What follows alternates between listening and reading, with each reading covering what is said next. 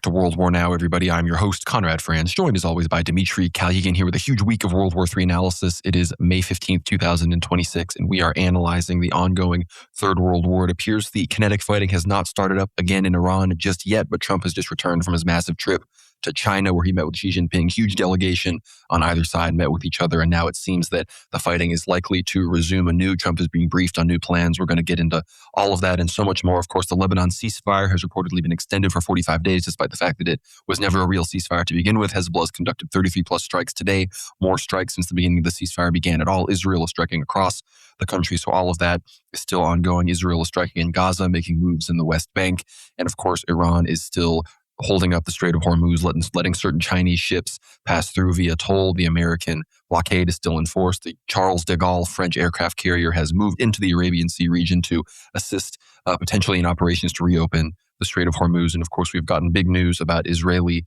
both Netanyahu and Zamir, the head of the Israeli chief of staff, visited the UAE during the war, that there were covert UAE and Saudi strikes on Iran, and that apparently the UAE was trying to get a full Gulf coalition together to go to war with Iran, and they didn't exactly go as they wanted to. We're going to be getting into all of that and so much more. Other China news, big updates with China and Taiwan, big updates with Turkey and Greece. The St. Paisios prophecy about Greece's 6-mile exclusive economic zone is about to come true, so we're going to be discussing all of that, a whole lot of other prophetic realities, the Ukrainian strikes on Russian energy, as well as, of course, the Chud news this week, the domestic American e-drama when it comes to the arrest of Chud the Builder, as well as, unfortunately, some e-girl Twitter gender discourse, which I would rather just do a whole segment on myself and divorce it from our serious geopolitics, but alas, we have to cover it at some point. So here we are. We have all of that church news, of course, coming up at the end. But before we dive into all of that analysis, Dimitri, how are you doing?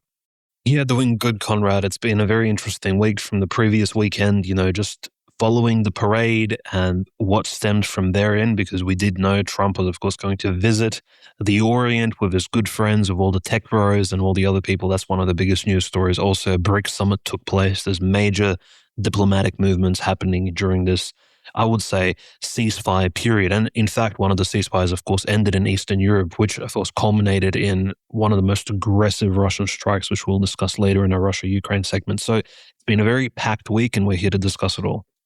No, it's good to have you here with me as always. And I want to encourage everyone to please like this episode, especially if you're listening on Substack. Give it a like. We want to get as many as we can. Of course, YouTube, X, podcast listeners, wherever you're listening, please do the same. Leave us a comment. We'd love to know your thoughts, where you think the war is going, your thoughts on our analysis, what we got right, what you think maybe we got wrong. We'd love to hear from you as much as we can, of course, but also be sure to subscribe on Substack, worldwarnow.co. Get behind the paywall. This week, our recent paywall episode, an incredible conversation with Nick Griffin, former leader of the British National Party, former member of the European Parliament for Northwest England, of course, before Brexit from 2009 to 2014. So he was there almost up until the very end of the UK's participation in the European Union. We talk all about the recent UK elections, Nigel Farage, Rupert Lowe, the future state of the UK, Scotland independence, the future of Ireland, Welsh independence even. We talk about the European Union, the fake right-wing parties there, what's coming, the reason why the UK hates Russia so much, the real situation going on in Iran. Nick has a fantastic and interesting perspective on what's really going on in the war with Iran. So be sure to check that episode out. It is linked down below. And if you support us by getting behind the paywall, you get access not only to that full episode, but hundreds and hundreds of other Ether Hour episodes, including our conversations with former Defense Minister of Lebanon, Yaqub Zaraf, Mike Painovich from TRS, Father Peter Heers, Bishop of Gorlovka in the Donbass region, Metropolitan Mitrofan. So really some incredible content that you're not going to find anywhere else on the internet. So that is, of course, linked below wherever you may be listening or watching this. Of course, worldwarnow.co is the link. Type it in wherever. Get the Substack app and find us on there. We are a top 100 world politics Substack. So please follow us as well on the Substack app. If you're not on the Substack app, it's one of the best ways to listen to the show. But of course, also follow us on X at worldwarnow_.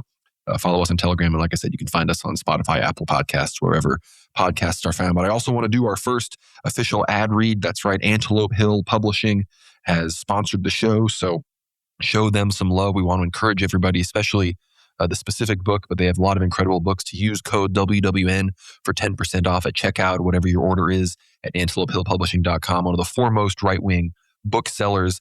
And we want to encourage everybody, if you haven't already read it, I read this book years ago and it was in its 3rd edition. It's now in its 4th edition, exclusively through Antelope Hill. That is The Culture of Critique by Dr. Kevin MacDonald. Pretty much the systematic academic understanding, the ultimate understanding really of the the Jewish question and their relation to immigration, their relation to the racial questions of the West, their relations to generally just their opposition towards white Christian society. So check that out by Kevin McDonald at antelopehillpublishing.com. It's going to be linked down below. Again, one of the real, I guess we could say the first true sponsor of World War Now. We did already have the discount code, so they've always been helping us out. But please check out antelopehillpublishing.com. Really, really great guys over there. So again, that's all linked below as well. But with all of that, it's time to dive in to this analysis. Again, I've always been predicting for the past few weeks that once Trump returns from this trip from China, or once it got, planned and executed, that we'd be really in the hot seat for the reemergence of fighting in Iran. The Israelis are begging for it. And this is from the New York Times here. It says, President Trump returned from China on Friday, facing major decisions on Iran as his top aides have drafted plans for a return to military strikes if Mr. Trump decides to try to break the impasse with more bombs. Mr. Trump has yet to make a decision on this next steps, but the aides say two Middle East officials spoke on condition of anonymity to discuss operational matters, said the United States and Israel are engaged in intense preparations, the largest since the ceasefire took effect, for the possible resumption of attacks against Iran as early as next week. If Mr. Trump decides to resume military strikes, options include more aggressive bombing runs at Iranian military and infrastructure targets, U.S. officials said. Another option would put special operations troops on the ground to go after nuclear material buried deep underground, they said. Several hundred special operations forces arrived in the Middle East in March in a deployment meant to give Mr. Trump that option, the officials said. This is from the New York Times. So, it seems that all of the positions are being moved into place for more strikes. The Israelis have said that they demand the destruction of all bridges and infrastructure in Iran if a resumption of fighting commences. That's what they say is the only way that the Iranians are going to listen. Trump said that we can keep the bridges and power plants in Iran, or we can destroy it all in 2 days. That was his most recent statement.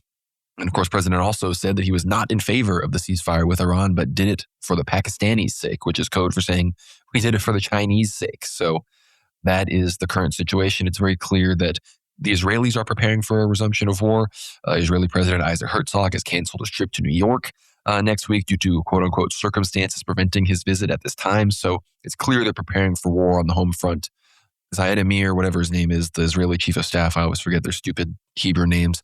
He is warning about, once again, imminent collapse of the IDF if there's not a major improvement in recruitment. The Haredim are on the verge of rebelling and collapsing Netanyahu's government as they are about to be forced to be drafted in the war, as those laws forcing the ultra-Orthodox Jews to participate in the IDF are about to be passed. So major struggles on the Israeli front. However, the war in Lebanon continues. We'll discuss that in a little bit. But before we discuss the situation in the Strait of Hormuz, Dimitri, one thing I did want to mention was that the U.S. House of Representatives, in a 212 to 212 vote, so just one vote short of implementing the war powers, of course. So this is from Dave DeCamp. It says the House on Thursday narrowly defeated a war powers resolution that would have directed President Trump to end the U.S. war against Iran as the U.S. continues to enforce a blockade of Iranian ports and is considering restarting the full-time bombing campaign.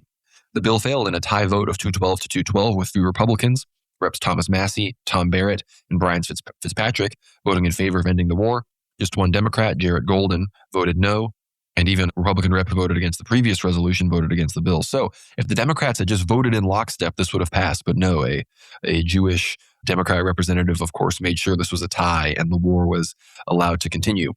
It says here, the vote marked the 3rd time a war powers resolution to end the war against Iran was brought to the floor of the House and was the closest bill that came to pass, closest the bill came to passing. The first bill failed 212 to 219, and the second was blocked 213, 214 to 1. So it's clear again that even in the House of Representatives, the bribed by AIPAC representative body of the United States, the votes are effectively still there to hold the executive branch responsible, restrain Trump, implement these war powers resolutions. But no, the Jews always make sure that there's somebody ready to switch over to the other side and allow these things to continue. So before I talk a bit more about the Strait of Hormuz or anything else, Dimitri, what are your thoughts on this? Do you think strikes are coming again soon? We know that Trump has rejected, we talked about it last week, effectively the Iranian proposals in their entirety at this point. So what do you see coming next? What are your thoughts on these latest remarks and these preparations as Trump returns from China? Yeah, good question, Conrad, because I think inevitably the strikes will resume only because Iran has been standing its ground despite all of the pressure from its neighbors, from those in Pakistan, those in Oman, who have played a very neutral role in this conflict. So kudos to Oman for actually trying to play that proper mediation role, despite the fact that there's literally a massive navy just off the coast of its shores in the Sea of Arabia, sort of threatening and just posing, intimidating them potentially. And, all these countries are trying to at least rein the US in or to pull it back. But unfortunately, I think this recent Trump visit to China is a huge green light signal. The fact that Trump managed to just tell Xi Jinping to his face, he said, well, look, we feel very similar, but we want all of this to end. We don't want them to have a nuclear weapon. We want the straits to open, which again, doesn't necessarily, these open-ended, ambiguous statements in a positive sense don't actually tell Xi Jinping anything. But to us in the public, basically, what Trump is signaling is that we will not be actually agreeing with Iran on any of the points that they've raised, on any of the positions and the plans that they have put forward. And in fact, there's no resolution being prepared for a long-term ceasefire or even, as they say, a medium to short-term peace deal that we can make with Iran on the question of, I mean, there's two major questions. Obviously, the Straits of Hormuz being open. This is the main, no pun intended, trump card for the Iranian regime. The second big query is what will happen with the enriched uranium centrifuges, whether or not they're actually have been turned, according to the US media, they've been destroyed, they've been turned into nuclear dust, or there's certain remnants locked up on the ground on the Pickaxe Mountain or some of these nuclear sites that have been apparently bombed in March of this year by the US aerial campaign raids that have taken place, and there's numerous amounts of them. And of course, the Iranians have been locked out of internet access for roughly 1,530 days at this point. So it's really unclear as to, there's no actual information from the ground from regular Iranians telling us what exactly is going on. The only information from Iran we're receiving is from official Iranian, obviously IRGC filtered sources. Not saying that's a bad thing, that's just a reality of the civilizational war that they're in right now. And in relation to the censorship regime, we have the same from Israel in relation to their conflict with Hezbollah as well, where it's full censorship regimes are in place, even tougher than the ones existing between Russia and Ukraine. But what's interesting is, of course, the trip to China, I think, was a major opportunity for Trump to sort of recommit himself to this, realigning, because he's always been very hard on China and it's been a very complicated relationship from his first administration back in 2016. He's always sort of criticized China for their assistance of regimes which are unfriendly to the US, be it North Korea, be it Iran. But Trump has always found a way to somehow, glaze over some of the issues and in fact build these friendly relationships. It kind of shows his diplomatic ability. I mean, he invited Putin to literally hostile territory in Anchorage, Alaska, and he managed to make that happen, despite the fact that the U.S. still supports the Ukrainian war against the Russian people and the anti-SMO movement going on there. So it's really just interesting how Trump just manages to pull off these massive diplomatic visits. It shows how much pull the U.S. still has in terms of the world economy, world affairs. It is still a major golem. It's a golem of AIPAC. It's a golem of Israel that still has this incredible power. Like the World Talmudic Tribe is still utilizing the U.S. as this big battering ram, opening up doors of opportunities. And of course, the visit is reminiscent of something like, obviously not the Kissinger visit of 1971, where he traveled to China in secret, met with Mao Zedong and some of the other movers and shakers inside of China. But it was very similar to the Richard Nixon, the first U.S. president visit to communist China the following year in 1972, and even probably larger because there was over 30 CEOs alongside Trump traveling on their own private planes, and some of them even on Air Force One itself, including Elon Musk, obviously CEO of Tesla and SpaceX, et cetera, and all these Starlink, obviously probably the most potent internet provider around the world, especially in war zones. I mean, these are really important people. The chief of NVIDIA was there. I mean, and they discussed other issues besides, of course, Iran and the Middle East. They discussed the joint trading tariff issues, which were kind of on hold. The tariff war between the US and China has been frozen since October of last year. And I think that freezing, in fact, maybe even the healing of that war has actually taken place at this meeting. So it's very amicable, very a positive move for obviously the Trump administration. He looks like he's trying to fix and heal the economic issues, which he, of course, embarked upon on the eve of Purim when him and Israel began to, of course, bomb Iran and cause the crisis in the Straits of Hormuz, etc. But the other really interesting point, Conrad, is the fact that they were quite silent on the Taiwan issue. In fact, Xi Jinping mentioned very clearly, I think, to Trump directly, that, look, if you're going to agitate the Taiwan issue, this will actually damage our relationship. So if you think about it from a Russian perspective, the Governichok, the sort of deal-making that Russia potentially had with Trump back in Alaska through very shady figures like Kirill Dmitriev, would Russia, for example, stand down on the question of actually supporting Iran wholesale in exchange with the US staying out of Ukraine, for example, and obviously even making concessions on the Ukrainian question and pressuring Zelensky, which maybe even that has taken place because the US has, in a way, taken the back seat on the Ukrainian question and left its NATO allies in Europe to really carry all of that weight. So maybe Anchorage, that's what actually happened behind the scenes. So the query in China's case is, Conrad, could the US, for example, concede on the Taiwan issue and sort of let that fizzle out, similar to how, as we discussed with Nick Griffin, the whole entire Hong Kong debacle, where the British give up their sort of imperial aspirations in the Orient, in order to have this friendly sort of globalist relationship with China in the long term. Could the US actually concede on the Taiwan issue in order for China to back away from the Middle East and supporting these anti-Israeli regimes? I mean, it's not the first time, shall I say, the Talmudic Jewish tribe has allied itself with major, let's just say, powerful Oriental Asiatic regimes. We know they did that with Japan under Emperor Meiji the Great in the early 20th century during the Russo-Japanese War, or even prior to that when they loaned out insane amounts of American credits as well as British, London Rothschild credits to the Japanese in order for them to build those incredible ships that they used to essentially destroy the Russian Navy and then besiege Port Arthur against Tsar Nicholas II. I mean, that major war was a big imperial power in Asia, actually reinforced and allied with, of course, the Talmudic powers of the day, unfortunately. So it is very interesting, this relationship, how far it goes. I think both Russia and Iran are feeling a little bit anxious about what exactly was spoken about behind closed doors, not just between Trump and Xi Jinping personally, walking around in the ancient imperial gardens, but also people like, these major CEOs of these huge mega corporations, which are no doubt, I mean, these are Bilderberg attendees, these are Bohemian Grove attendees, these are Epstein Island folks. And I mean, all of this is incredibly concerning, I think, to anyone really following the globalization of the world and exactly who will be pulling the strings. And the fact that it's all out for us to see, as well as the signaling that, look, in fact, that social credit issue in China and the Chi-Com question really is just a piece of the greater mosaic of probably a major alliance that's being prepared in the end. And I think the Chinese people, are quite wise in order to actually, perhaps play around with the idea of a long-standing US economic alliance.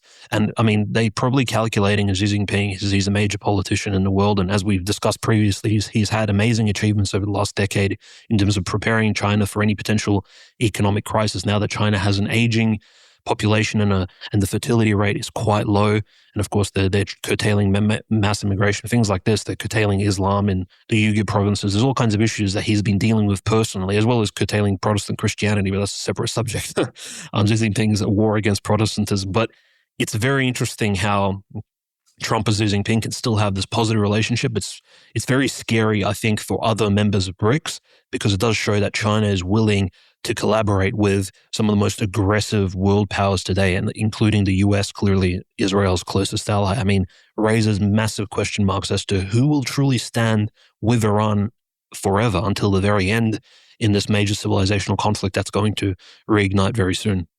No, I think once again, we're on this sort of any day track here. And once again, it sort of hurts us that we've set up the show where we record the show on Friday nights, release it on Sunday, because the stupid market nonsense has been what's been driving the stopping and starting of the actual fighting. So inevitably things start happening on Friday night, and then the weekend is all very ambiguous. And then Monday morning we get more quote unquote definitive decisions that last us another 5 days, week, 2 weeks. Because like you said, Dimitri, we're now a month, 4.5 weeks or so into the quote unquote 2-week ceasefire. So at this point, we're just literally, flying solo, no maps, just on instruments kind of situation. So we're waiting to see when this will all, of course, collapse. Israel, at any moment, of course, could just decide to start attacking Iran. And as Trump literally admitted in one of his recent interviews, he said, you can make the case and ask why we're even there at all. And we're there for Israel. He's literally said that. So that's exactly what we are waiting to occur. I think there's a broader plan. Trump's talking all about getting the nuclear material. He said only America or China could get the nuclear material with how deep underground it is. But he's admitted that they've been able to get a lot of other missile launchers and other things out. And they've really, again, New York Times said they've retained like 90% of their missile and drone capabilities. So as far as being an actual fighting force, Iran has been diminished in literally no way. They just killed some of their leaders who have now been replaced with more radical leaders. And we're hearing from Israeli media that Mojtaba Khamenei, the supreme leader, is the problem, quote unquote. He is the obstacle in negotiations. He is the one that is refusing to balk on Iranian control of the Strait of Hormuz. He's the one that is refusing to balk on missiles proxies, nuclearization. He's the one advising the Iranian nuclear board that they should be threatening the U.S. and the West with 90% enrichment if their demands are not met. So salute to the supreme leader. He is keeping the pressure on. He is not caving like Pezeshkian, who is publishing articles in Iranian newspapers about how we need to negotiate with the Americans, yada, yada, yada. It's clear that he is, at least I think the Americans are even trying to sort of groom him into being the negotiator. And maybe that is, I mean, if I had to guess what the divide is, it is between Pezeshkian and certain other moderates and Moshabbeh Khamenei and the IRGC themselves, which, as far as I can tell, are a far more empowered faction currently. But the big news in the Strait, of course, this is from Dave DeCamp. It says Iranian media reported on Thursday that Tehran has approved the transit of a number of Chinese vessels through the Strait of Hormuz as President Trump is in Beijing for talks with Chinese President Xi Jinping.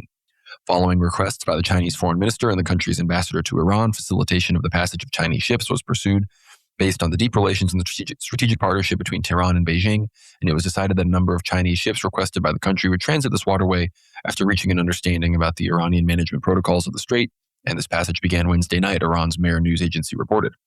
Iran's Islamic Revolutionary Guard Corps also announced the approval of the Chinese transit and added that any vessels linked to an enemy state will continue to be blocked.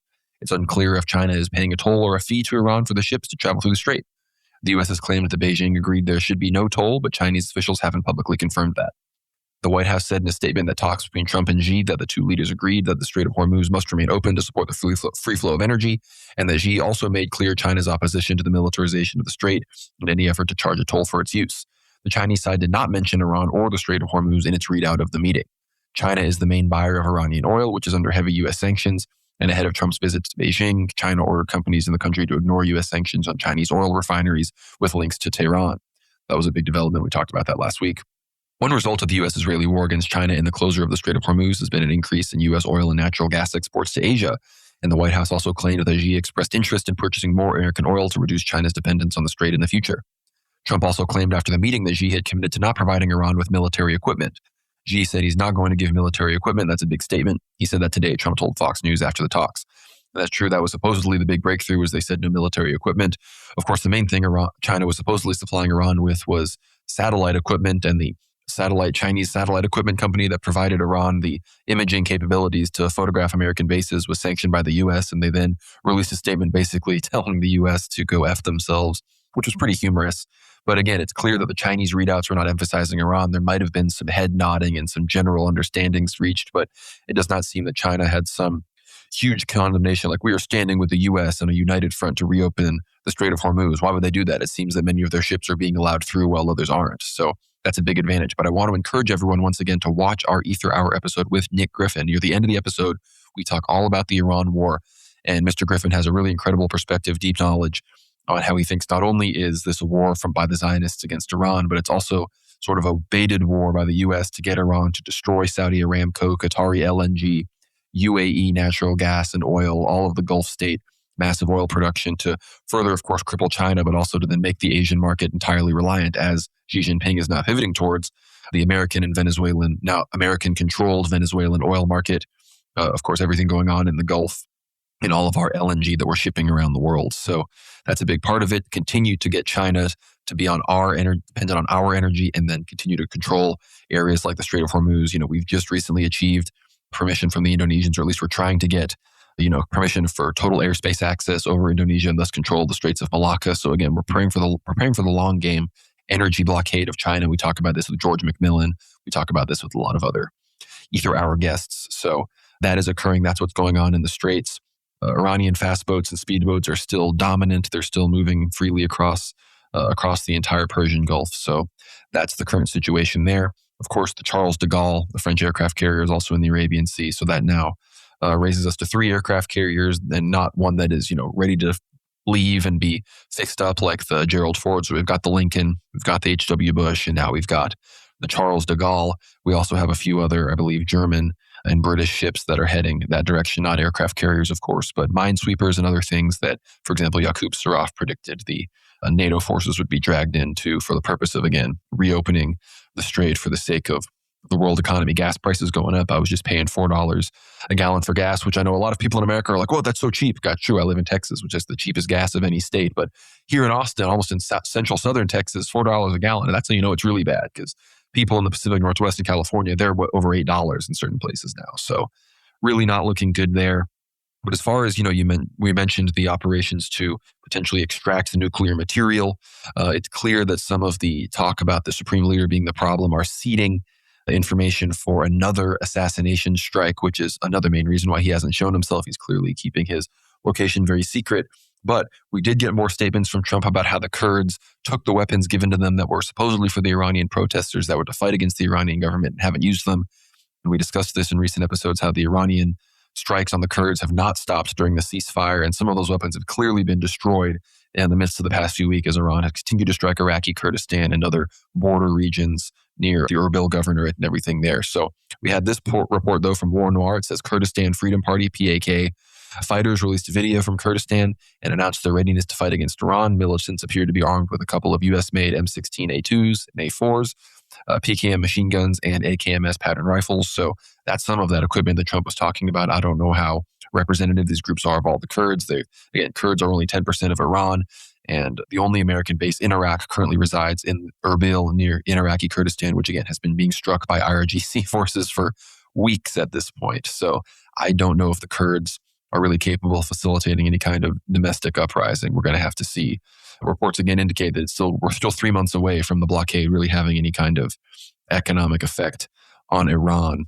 But before we talk about this Saudi, Qatari, UAE sort of split, with the UAE now being isolated towards Israel in their attempt at a Gulf cooperation, Dimitri, I'd love your thoughts on the Charles de Gaulle, as well as the situation with the Kurds and Mojtaba Khamenei, because the Charles de Gaulle, this is the first, other country that's really gotten involved. And initially the French were very much against this.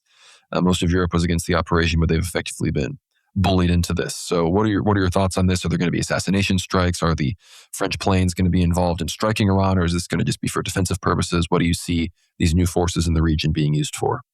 No, honestly, from what we understand, historically, at least over the last several weeks, one of the main concerns was a long-standing campaign, and this is a concern obviously for the anti-Iranian coalition in the Middle East, of the Iranian regime, especially the IRGC, with their small boats, with their drones, whatever resources they have to actually carry over and to mine the Straits of Hormuz to essentially put all of world trade to a standstill, at least in that Middle Eastern portion, and especially cause an energy crisis around the world that will spiral out of control. So that was the number one concern.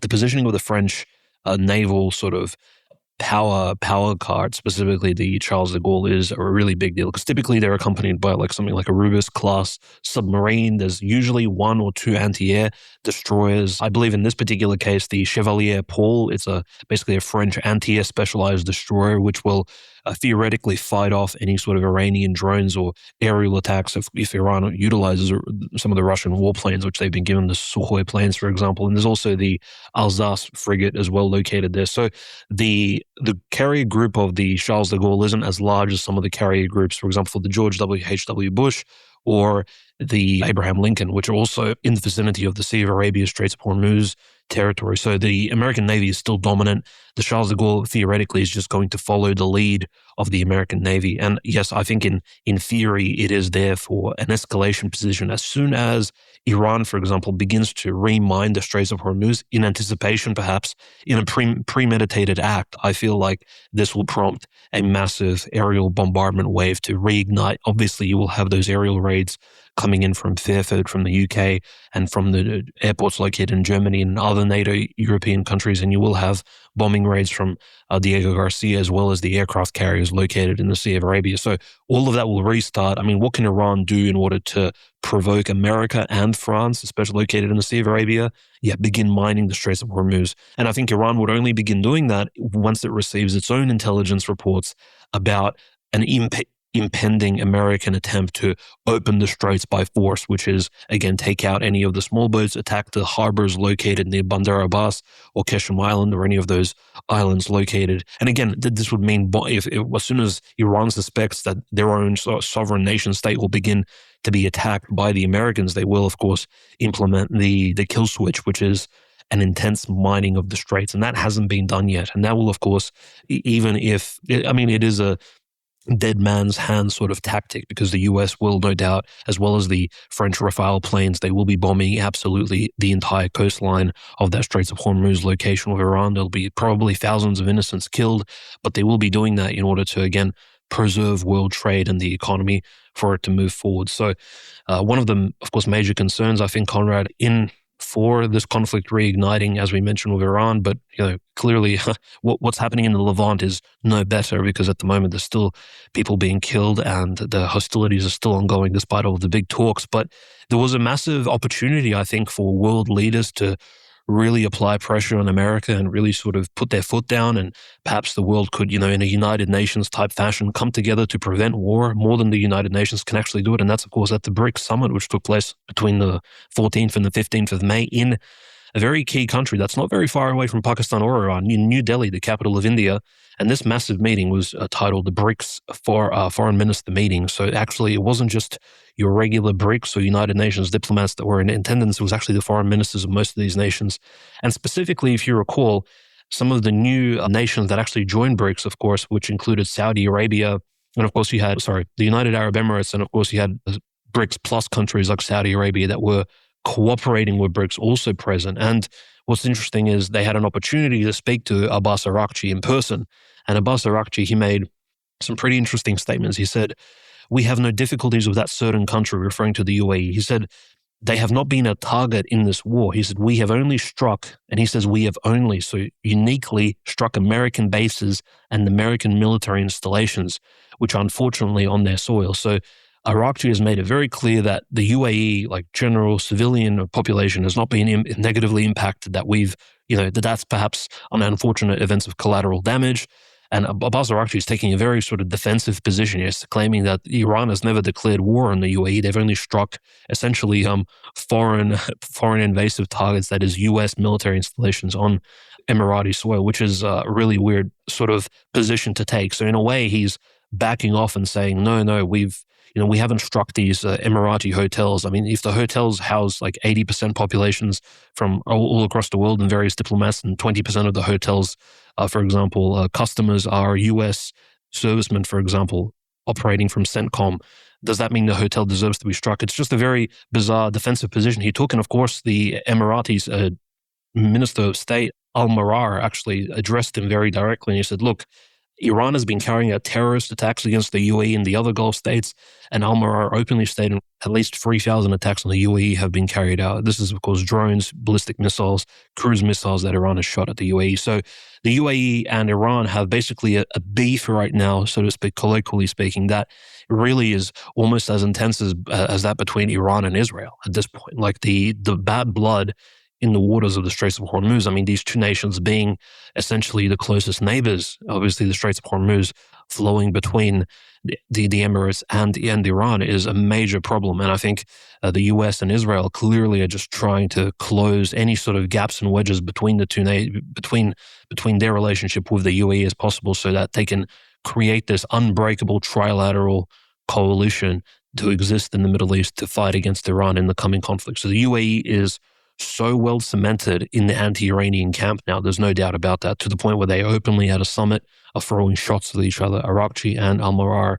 Very concerning. And the sad thing is, of course, that, the other BRICS members, Modi, I believe he was present in a sort of ceremonial capacity. The foreign minister, Lavrov, for example, didn't make any strong statements. BRICS basically, and I think the representative of India actually openly said that the countries gathered here have differences of opinion on the war in the Middle East. So it's openly said that BRICS does not have a united opinion. And think about it, BRICS mostly has, there's a majority in a way of even Muslim countries. At least there's a sizable proportion of them. For example, you have Egypt, Iran, Indonesia, UAE. The Ummah is well and truly split. Obviously, you have these weird countries like South Africa and Ethiopia, which are neither here nor there, most likely pro-Western, pro-Israeli in a Zionist fashion. But South Africa, obviously, very much a big fence sitter, and obviously ICC concerns flow into here as well. But it is very sad, Conrad, that this is perhaps one of the last times an actual diplomatic, broad discussion could have happened, even outside of the Trump Xi Jinping meeting, and yet nothing has eventuated. So if Lavrov and Putin, for example, or if the foreign minister of India make any sort of calls for a major forum to be put together for the future war to be stopped, you guys were just at a forum and nothing happened. So it just shows you how diplomacy has come to this absolute standstill. The hurdles have not been overcome. There is these massive blockades in the way of peace in the Middle East, as much of a meme as that sounds like now. But unfortunately, this is the reality. Blood will no doubt, again, fill not just the Straits, but the sands of the Middle East very shortly. And I think, unfortunately, Israel and America will be the countries to escalate it. If you hear about Iran's attempts to mine the Straits of Hormuz, you best believe that they've already have prior intel that the US and Israeli strikes are imminent. And this is the only reason why they would be doing something so radical and provocative against, of course, the American and the French Navy located in the Sea of Arabia. All of this is incredibly concerning. And I think this is one of the greatest failures of BRICS recently, is the allowance of this war. And this is not just my opinion. Other Russian geopolitical analysts have said the same. This is evidence that BRICS really has not matured yet to the point of being something more than just a simple economic networking forum, sadly. So it's not a nail in the coffin, but it is, again, a strike against that particular institution's global reputation. Now, BRICS tards once again left waiting for their time. It has not yet emerged. But as far as international coalitions go, the attempts to go against Iran, we did hear the news that Saudi Arabia, attempts to not go against Iran versus going against Iran. We heard that the UAE attempted to persuade Saudi Arabia, Qatar, and other Gulf states to join a coordinated military response against Iran, but the proposal was rejected. Emirati President Mohammed bin Zayed Al Nahyan personally contacted Saudi Crown Prince Mohammed bin Salman and other regional leaders, though none agreed to participate, leading the UAE to act largely on its own. So again, we've discussed how Qatar is by far the least eager to really attack Iran. They face the least brunt of the attacks. They truly want to be neutral. Saudi Arabia, less neutral, but still much less aggressive than the UAE. Bahrain, they've just been taking it. It's sort of over for them. And I'd wager, again, Shia takeover there any day.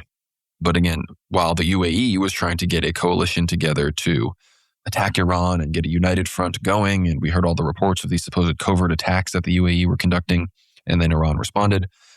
We have a report here. It says Saudi Arabia has discussed a non-aggression pact with the Middle East states and Iran in conversations with its allies about what the region will look like following the end of the U.S.-Israeli war against Iran. The report noted that U.S.'s Gulf Arab allies are worried they will be left with a powerful Iran in the region and a scaled-back U.S. military presence.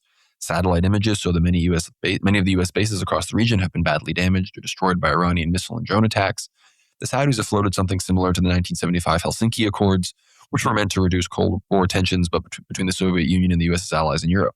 Recent reporting has revealed that both Saudi Arabia and the UAE launched direct strikes against Iran during the U.S.-Israeli bombing campaign, though the two Gulf states appear to be taking a much different approach, as Abu Dhabi has been more openly hawkish, while Riyadh appears to want to ease tensions with Tehran. Two diplomats speaking to the Financial Times questioned whether the UAE would want to be a part of any non-aggression pact with Iran. Israel would almost certainly oppose it as it seeks a return to full-scale war.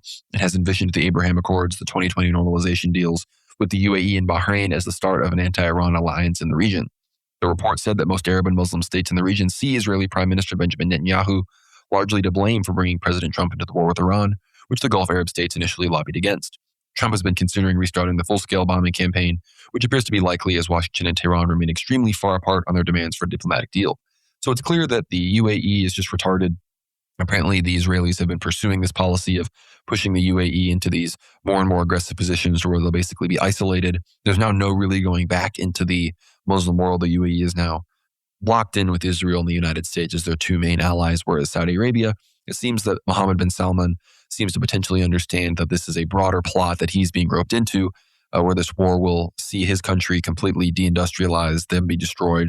Dubai, all these ridiculous countries and their mega projects like he's working on, like the line, those will all immediately come to a stop. These countries will be reduced to what they were, desert, backward tribal backwaters that rely on, Hajj tourism and other such things. Because again, Iran is able to wipe their energy off the map whenever they want. And if that's in the U.S. economic interest, then of course the U.S. will let that happen. They'll throw their allies under the bus.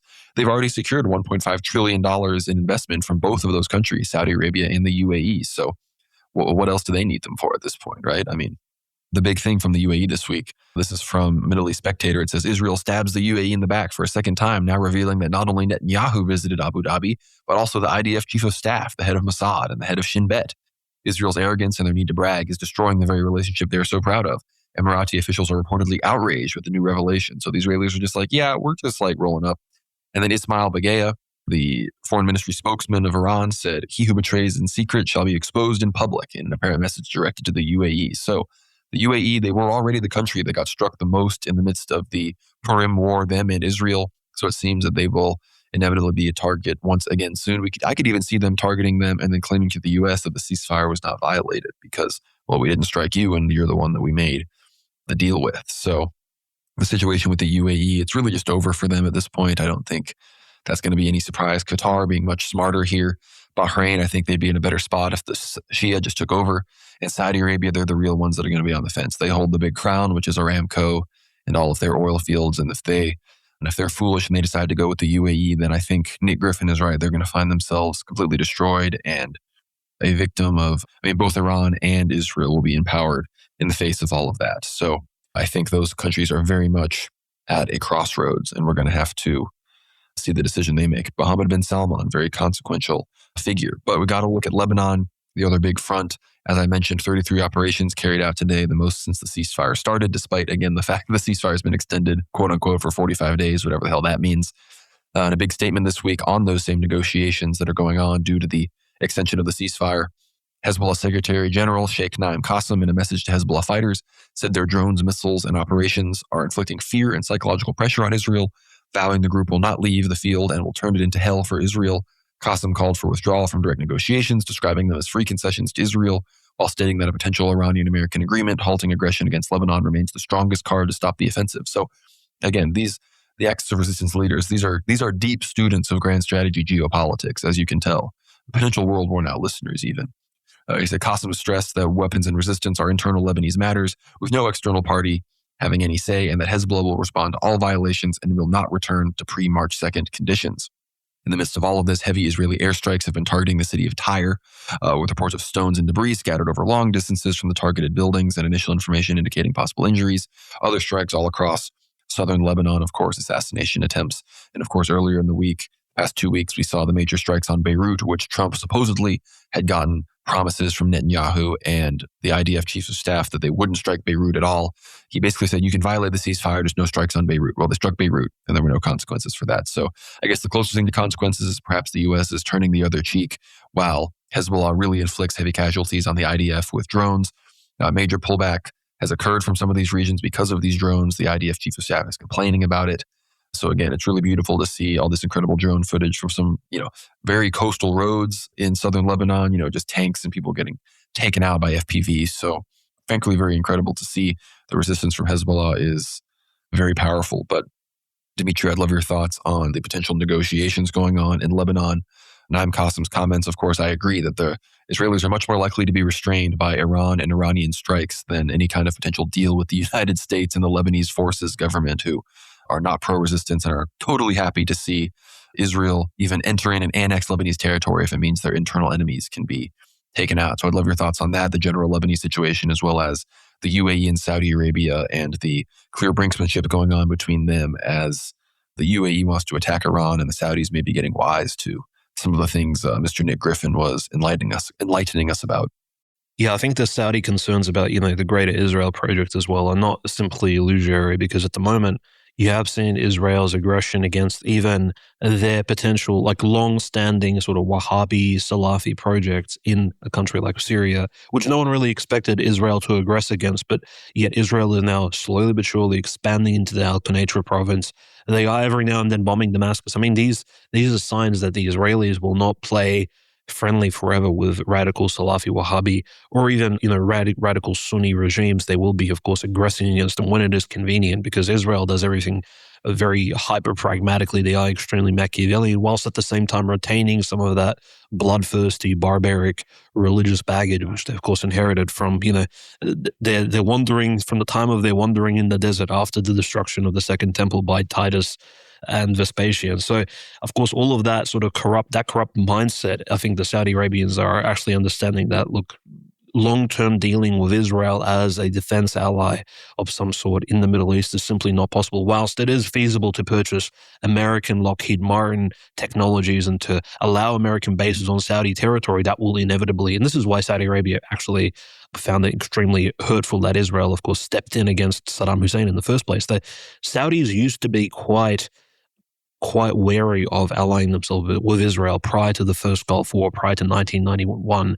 And when Saddam Hussein began essentially, for lack of a better term, aping out against the regimes situated around him. And of course, the Kuwait issue began to, of course, expand itself. So Saudi Arabia, of course, never really wanted to ally itself with Israel historically. The US kind of forced that relationship. So I do see them, in a way, if the possibility does open, if the door is there, they will most likely try to move themselves away, maybe even joining something like BRICS in order just to distance themselves away from that sort of Abraham Accords, whatever Chabad Lubavitch project there is being constructed, including, of course, and maybe this is why they've even stayed out of the Palestinian question, and because they simply don't want to even agitate not just a friendship, but any project about rebuilding Gaza in any way, because that will either bring them into a further alliance of Israel or perhaps agitate Israel more. So I think they're quite allergic to that whole Israeli question. I think it's hurting them mentally quite a bit. So and naturally the path forward for them, unfortunately, at this point is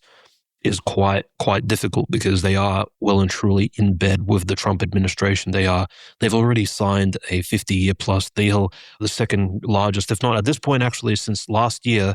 This is the largest military transactional deal, even bigger than Lend-Lease, the deal between the US and the USSR that took place during the Second World War. So the greatest exchange of military technologies is happening between the Gulf states, led by Saudi Arabia, and America, as well as its Talmudic masters behind the scenes operating the military-industrial complex. So Saudi Arabia, in some ways, it's already locked into the contract here. But we'll see what exactly happens, how they try to pivot out of it. Maybe when Mohammed bin Salman, as you said, Conrad, when he becomes the actual king and sort of projects his power even more so, he'll have some of that independence, because he has as well historically distanced himself from that subversive Wahhabi project as well, which is quite, I think, admirable, and we can only say kudos to him for that. But it's really interesting how the Israeli-Lebanese talks, of course, somewhat inconsequential to the situation happening south of the Litani River. I think for the primary reason that there were no Hezbollah representatives in Washington, D.C. during this third round of Israeli-Lebanese talks that happened on the east coast of America. It's the Lebanese official government of Joseph Aoun communicating with Israeli representatives, with the U.S. being the negotiating middleman, being the conference hosts. And it's like, but where is the actual, the elephant in the room, which is Hezbollah, which is at the moment being aggressed upon by the Israelis. And of course, just the regular Lebanese citizens as well are dying. Those non-members of Hezbollah are also, of course, victims of this conflict. But specifically, Hezbollah is a major player in this particular game. They need to be present. You can't simply have peace talks between countries when there's clearly a major paramilitary group. They are the interest holders of the region. And even if a ceasefire, this 45-day ceasefire, so this extension is actually put into place and cemented, does that actually mean that Israel will officially stop attacking Lebanese, say, official military sites now, try not to hit hospitals and civilian infrastructure, sure, but will that stop them from attacking so-called Hezbollah targets? Probably not. I mean, they haven't stopped doing that as of this week. So just over the last 24 hours, they've already been striking Lebanon. So where exactly does the lines of this ceasefire, where are they drawn? Because remember, carrying out so from the Israeli perspective, counter-terrorist operations, does that actually involve warfare itself? We've seen all these various nations use the excuse of, well, this is a law enforcement operation. We're fighting against the terrorist cells, for example, be it what Russia was doing in Chechnya and Dagestan in the 1990s, early 2000s, to the excuse Israel was using for a long time. And sometimes it is a valid pretext, not in the Israeli case, but in the case of the Yeltsin and early Putin regime, to actually fight back against some of these terror groups in these various locations. But you can kind of see how the idea of simply masking warfare and masking genocide behind a law enforcement operation can be quite a subversive and quite a covert act. And that's exactly what will be happening in south of the Litani River, to the point where, I mean, the eventual fear is, and thankfully, our good Lebanese spokespersons have said that there's a high chance of this not happening, is that Lebanese, actually, official military, the official state of Lebanon, will actually step in and participate in those quasi-law enforcement operations of the Israelis against Hezbollah, which is how they would refer to it, and that would cause a civil war in Lebanon. But that won't be happening. So I think these ceasefire talks, Conrad, they're absolutely fruitless and pointless, especially if, say there is an actual ceasefire between Hezbollah and the IDF established for a period of 7 days, for example. What do you think will happen when the French and the Americans begin a fresh bombing raid over Iran once Iran doesn't come to make these insane sovereignty concessions to America and Israel? I mean, remember the agreement of Naim Qassem and his predecessors and Hezbollah's very idea of actually existing? It's to actually help the regime in Iran, to support them until the very end, because Iran has done the same for the people of Lebanon, specifically for the Shia Muslims there. Like, Hezbollah will reignite the conflict against Israel as soon as Iran is attacked again. So yes, this ceasefire just over this weekend, if it does eventuate, if there is a calming, there's another query, of course. I mean, it will just reignite. And the other issue I wanted to point out, very important, is will the Israelis actually leave Lebanese territory? Because they are physically building massive concrete walls. They are building, I mean, at this point, not necessarily settlements, but they are sort of preparing the way to some of these territories. I mean, these are not very large blocks of land, but I think the Israelis are very interested in sort of Eretz Israel, like expanding l'chaim, their idea of livelihood, the wholesale expansion of the Greater Israel project further up north. I mean, naturally, there is no, shall we say, physical, geographical delineation. I mean, if you think about it, in the Israeli mind, why shouldn't Israel expand all the way to the Litani River? It's like a natural border for them. They can make maybe Old Testament references or who knows what in the minds of the Zionists is acceptable at this point.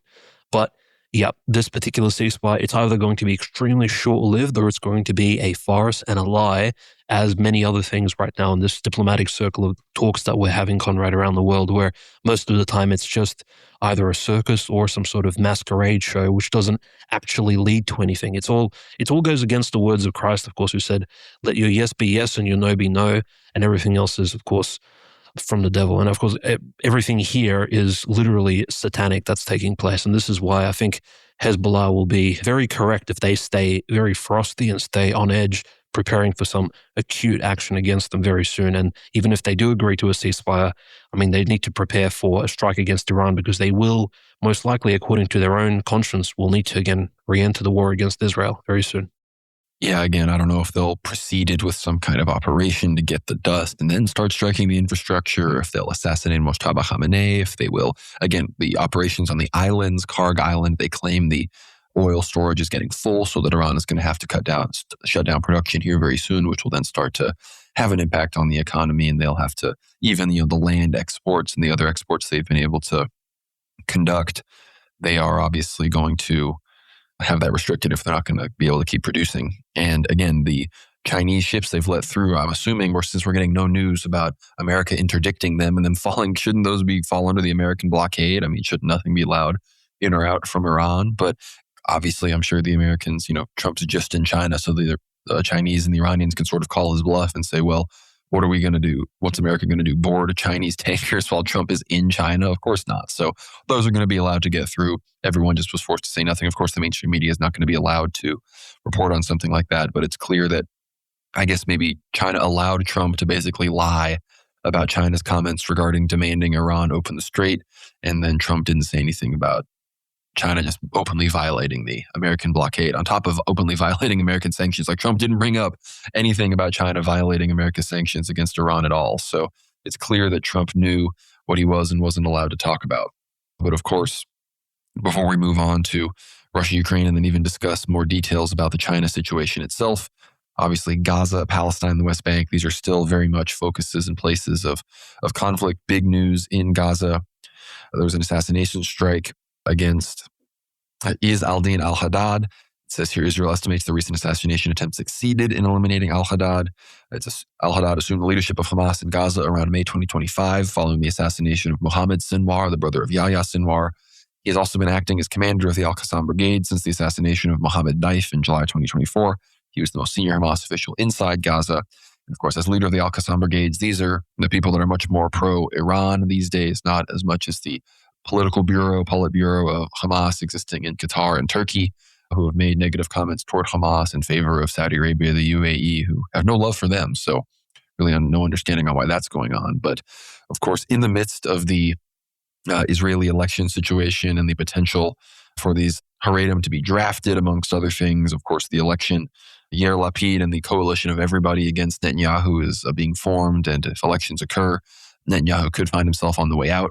Ben Gvir, the national security minister and, ultra-Zionist, insane Shlomo himself said, "We need and we have the right plans to encourage emigration from Gaza, to promote emigration in the West Bank, to settle in Lebanon. We must not be afraid in the face of all the pressures, all the enemies, all the wicked.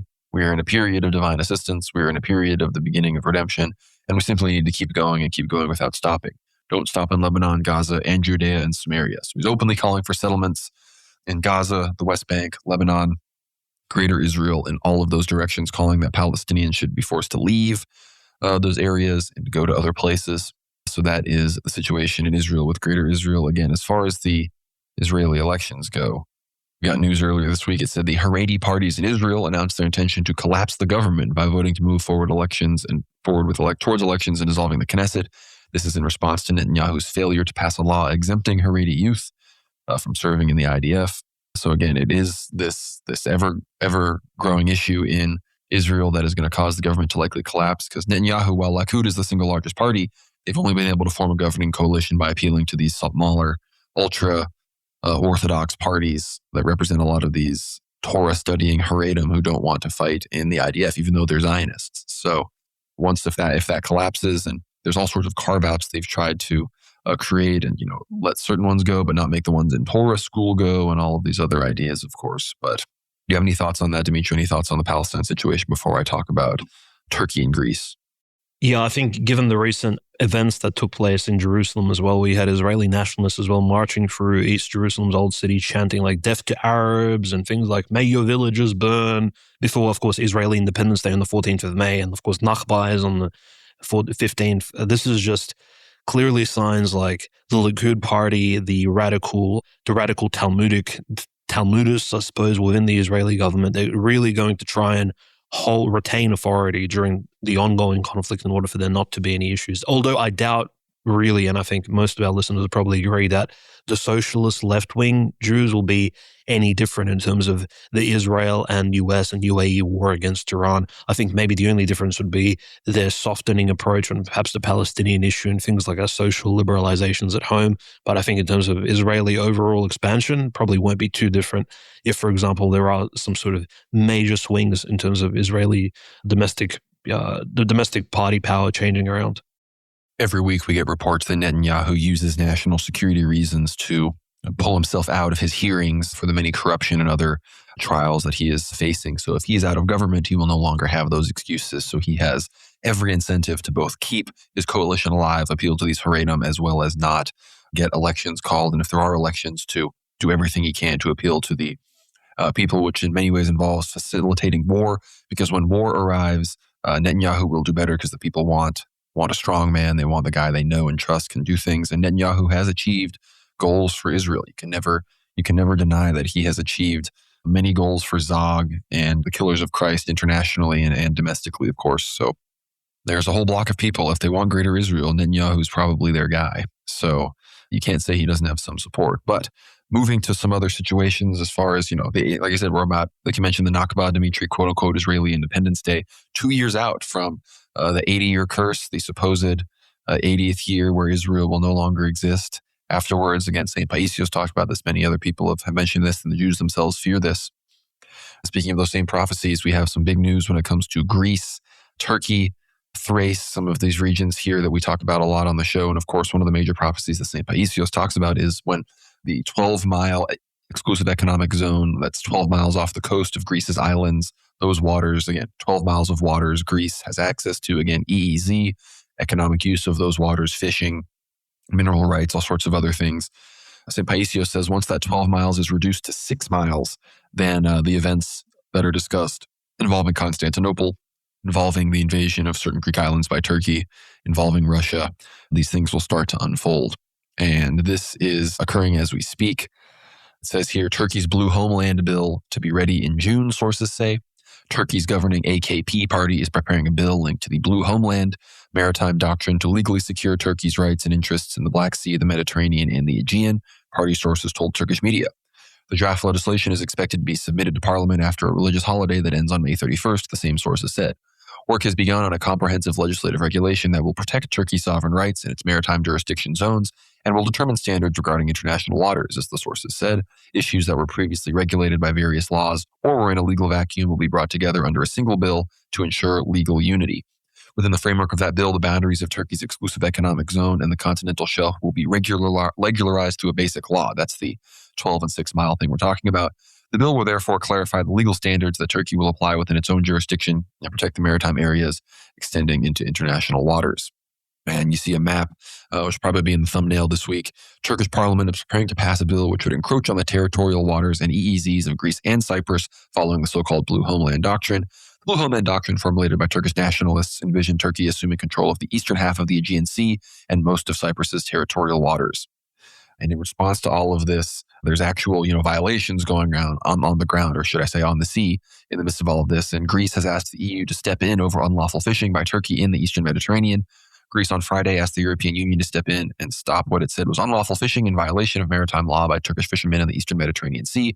NATO allies and neighbors, Greece and Turkey, have been at odds for decades over where their continental shelves end and over maritime jurisdictions in the Aegean Sea, including fishing.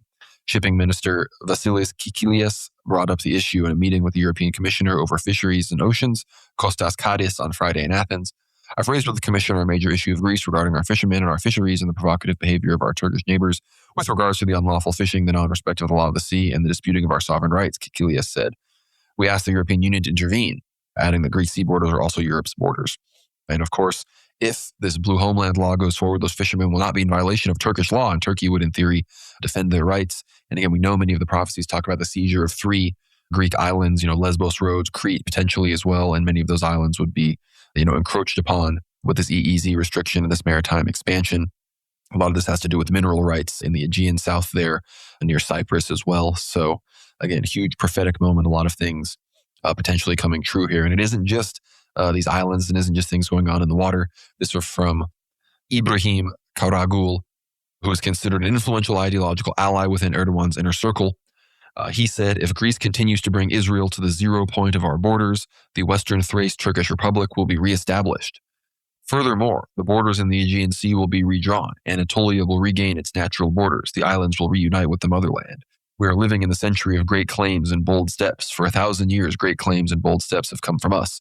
It will be the same again. History will once again flow back into its own basin. So, frankly, some very civilizational World War now kind of talk from this major ally of Erdogan, but he posted a map of the Turkish Republic of Western Thrace. Of course, Western Thrace was liberated in the Greek War for Independence, or at least a lot of Western Thrace was. There's still a portion of Turkey on the western side of the Bosphorus, but between this, there's a lot of talks. We're going to have an episode soon with a good friend of ours all about the prophecies, of course, and there's the Greek highway, and there's the potential escalation in the Balkans that Turkey will facilitate, and then, of course, Russia descending down to attack Turkey once the Bosphorus and Dardanelles Straits are closed. And we talked about how this is happening in June. May 31st will be when this law is put forward in June, is how we've talked about in Eldris in Greece, talked about how Erdogan's plane could be shot down in June by the Israelis on a return trip from Libya. And let's say the Israelis, who we know extensively use Greek maritime space to interdict these convoys going to Gaza. We know their air defense facilities, Israeli air defenses working closely with the Greeks, even in Cyprus as well, of course. So let's say, whether it's something in Cyprus or something in Greece, whether it's one of the British bases, whether it's an Israeli thing in the ocean, Erdogan's plane gets shot down from Greek territory. Next thing you know, Turkey moves in, invades these islands. Next thing you know, a Kemalist is put into power in the thick of everything. The Bosphorus and Dardanelles Straits are closed to Russia, and then next thing Russia goes in. This is literally possible in June. I'm not saying I think it will happen, but it's probably the first time we've seen. I can say it's possible that all of these realities could really converge. I don't think a month with all of those contingencies converging existed up until this point. So June 2026, very relevant time. We're going to be paying attention to it very, very closely. But the prophecies also talk about how when these islands are invaded, things will go bad for Turkey. The troops will be forced to leave Cyprus. The people there will be obligated to evangelize and preach the gospel to the Cypriots on the Turkish-occupied side. Of course, in the midst of this, the Russians apparently will make it all the way down to Mount Tabor. This was a prophecy from St. Philomenos, who Father Josiah Trenum actually made a video on this week, which everyone should check that out. But so many things coming to pass. Of course, we know about the Dead Sea being their tomb, the flattening of Gaza. I think some of these things will be ultimately fulfilled once the Iran war kicks back up. So I think we're going to see the final prophecies when it comes to the Levant and Israel kind of at least not be fulfilled, but come into the fore and see where those are going. And then I think the next pivot is Greece, Turkey, Russia, and the fall of Erdogan. So that's what we're going to be watching next. Dimitri, I'd love to hear your thoughts on these big developments. I mean, we've been talking about, I believe we talked about the 6 and 12 miles in episode 1 of World War Now. Literally. And, Turkey is expanding its military, navy, aircraft, air force capacity in order to accommodate for these, territorial aspirations, right? So Turkey itself is already, because it has been ousted out of the F-35 program in 2019. So those stealth Lockheed Martin planes are not being provided to Turkey because Turkey was trying to double dip, essentially obtain those air defense missile systems from Russia, S-300, S-400 systems, whilst there was still a standstill going on in Syria in 2019, 2018, whilst also attempting to obtain NATO warplanes. And apparently it was already decided by the US primarily that no, only one country in this bilateral conflict will have F-35 fighters, and that would be Greece. So Greece is, of course, Air Force is extremely powerful, but mind you, it is entirely built off of debt, credit. So Greece's Air Force is essentially leased to it, and who knows what kind of checks and balances are actually built into the hardware that is provided to Greece in terms of, I doubt it very much that the F-35 planes provided to Greece will be able to even take off and actually fight against Israel, for example, as a potential opponent. Not that the Greeks will ever go to war against Israel, not with the current regime, the Freemasonic LGBTQ plus regime that's in power in Athens at the moment. But it's very interesting. The Turks are also developing the Hurjet light combat aircraft. They were developing a Khan fifth generation fighter jet. Of course, they even have these big drone jets that they're developing, similar to how we saw those drone helicopters last year in China. But the Turks are actually developing a fighter jet that will be able to fly with obviously remote control, distance control, just on very high altitudes. The Kizilelma unmanned fighter jet plane. And of course, the greatest probably asset that no doubt the war against Turkey will commence before this is completed. This is the Mugem major aircraft carrier, which Turkey is currently constructing. Construction began as early as August of 2025 last year when we were first reported on it. Turkey is also building other frigates and destroyers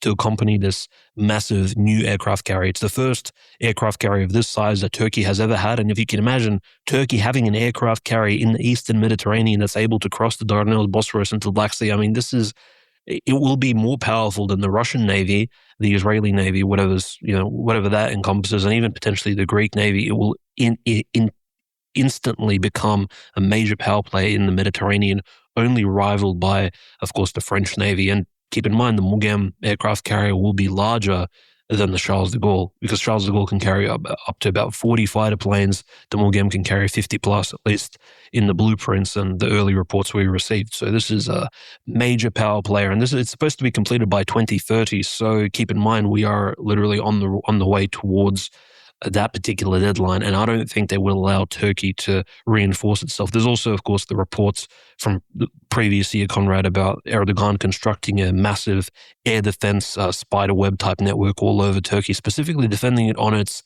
southern borders, which was highlighted, and he, of course, called it very almost ironically, the steel dome, right? So not like the iron dome or the golden dome proposed by Trump, but yeah.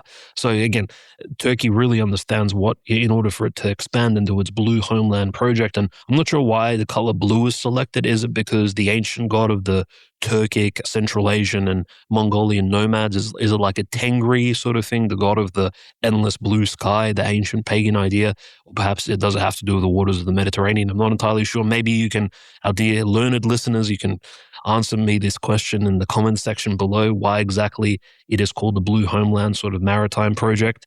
But perhaps it is related to those ancient sort of Turkic traditions going back. Because remember, the Khazars themselves had a blue flag back in the medieval ages as well. So the color blue is very much harkens back to that eternal Turkic project, the Turkish belt as well, that we discussed many times on the show, Conrad. But it's all very unfortunate for the future relationship between the Central Asian peoples and Russia, Conrad, in this context, because, well, the Blue Homeland maritime expansion also touches upon, and this is a quote from a member of the AKP party to Turkish media. He says, "It is to legally secure Turkey's rights and interests in the Black Sea, the Mediterranean, and the Aegean Sea."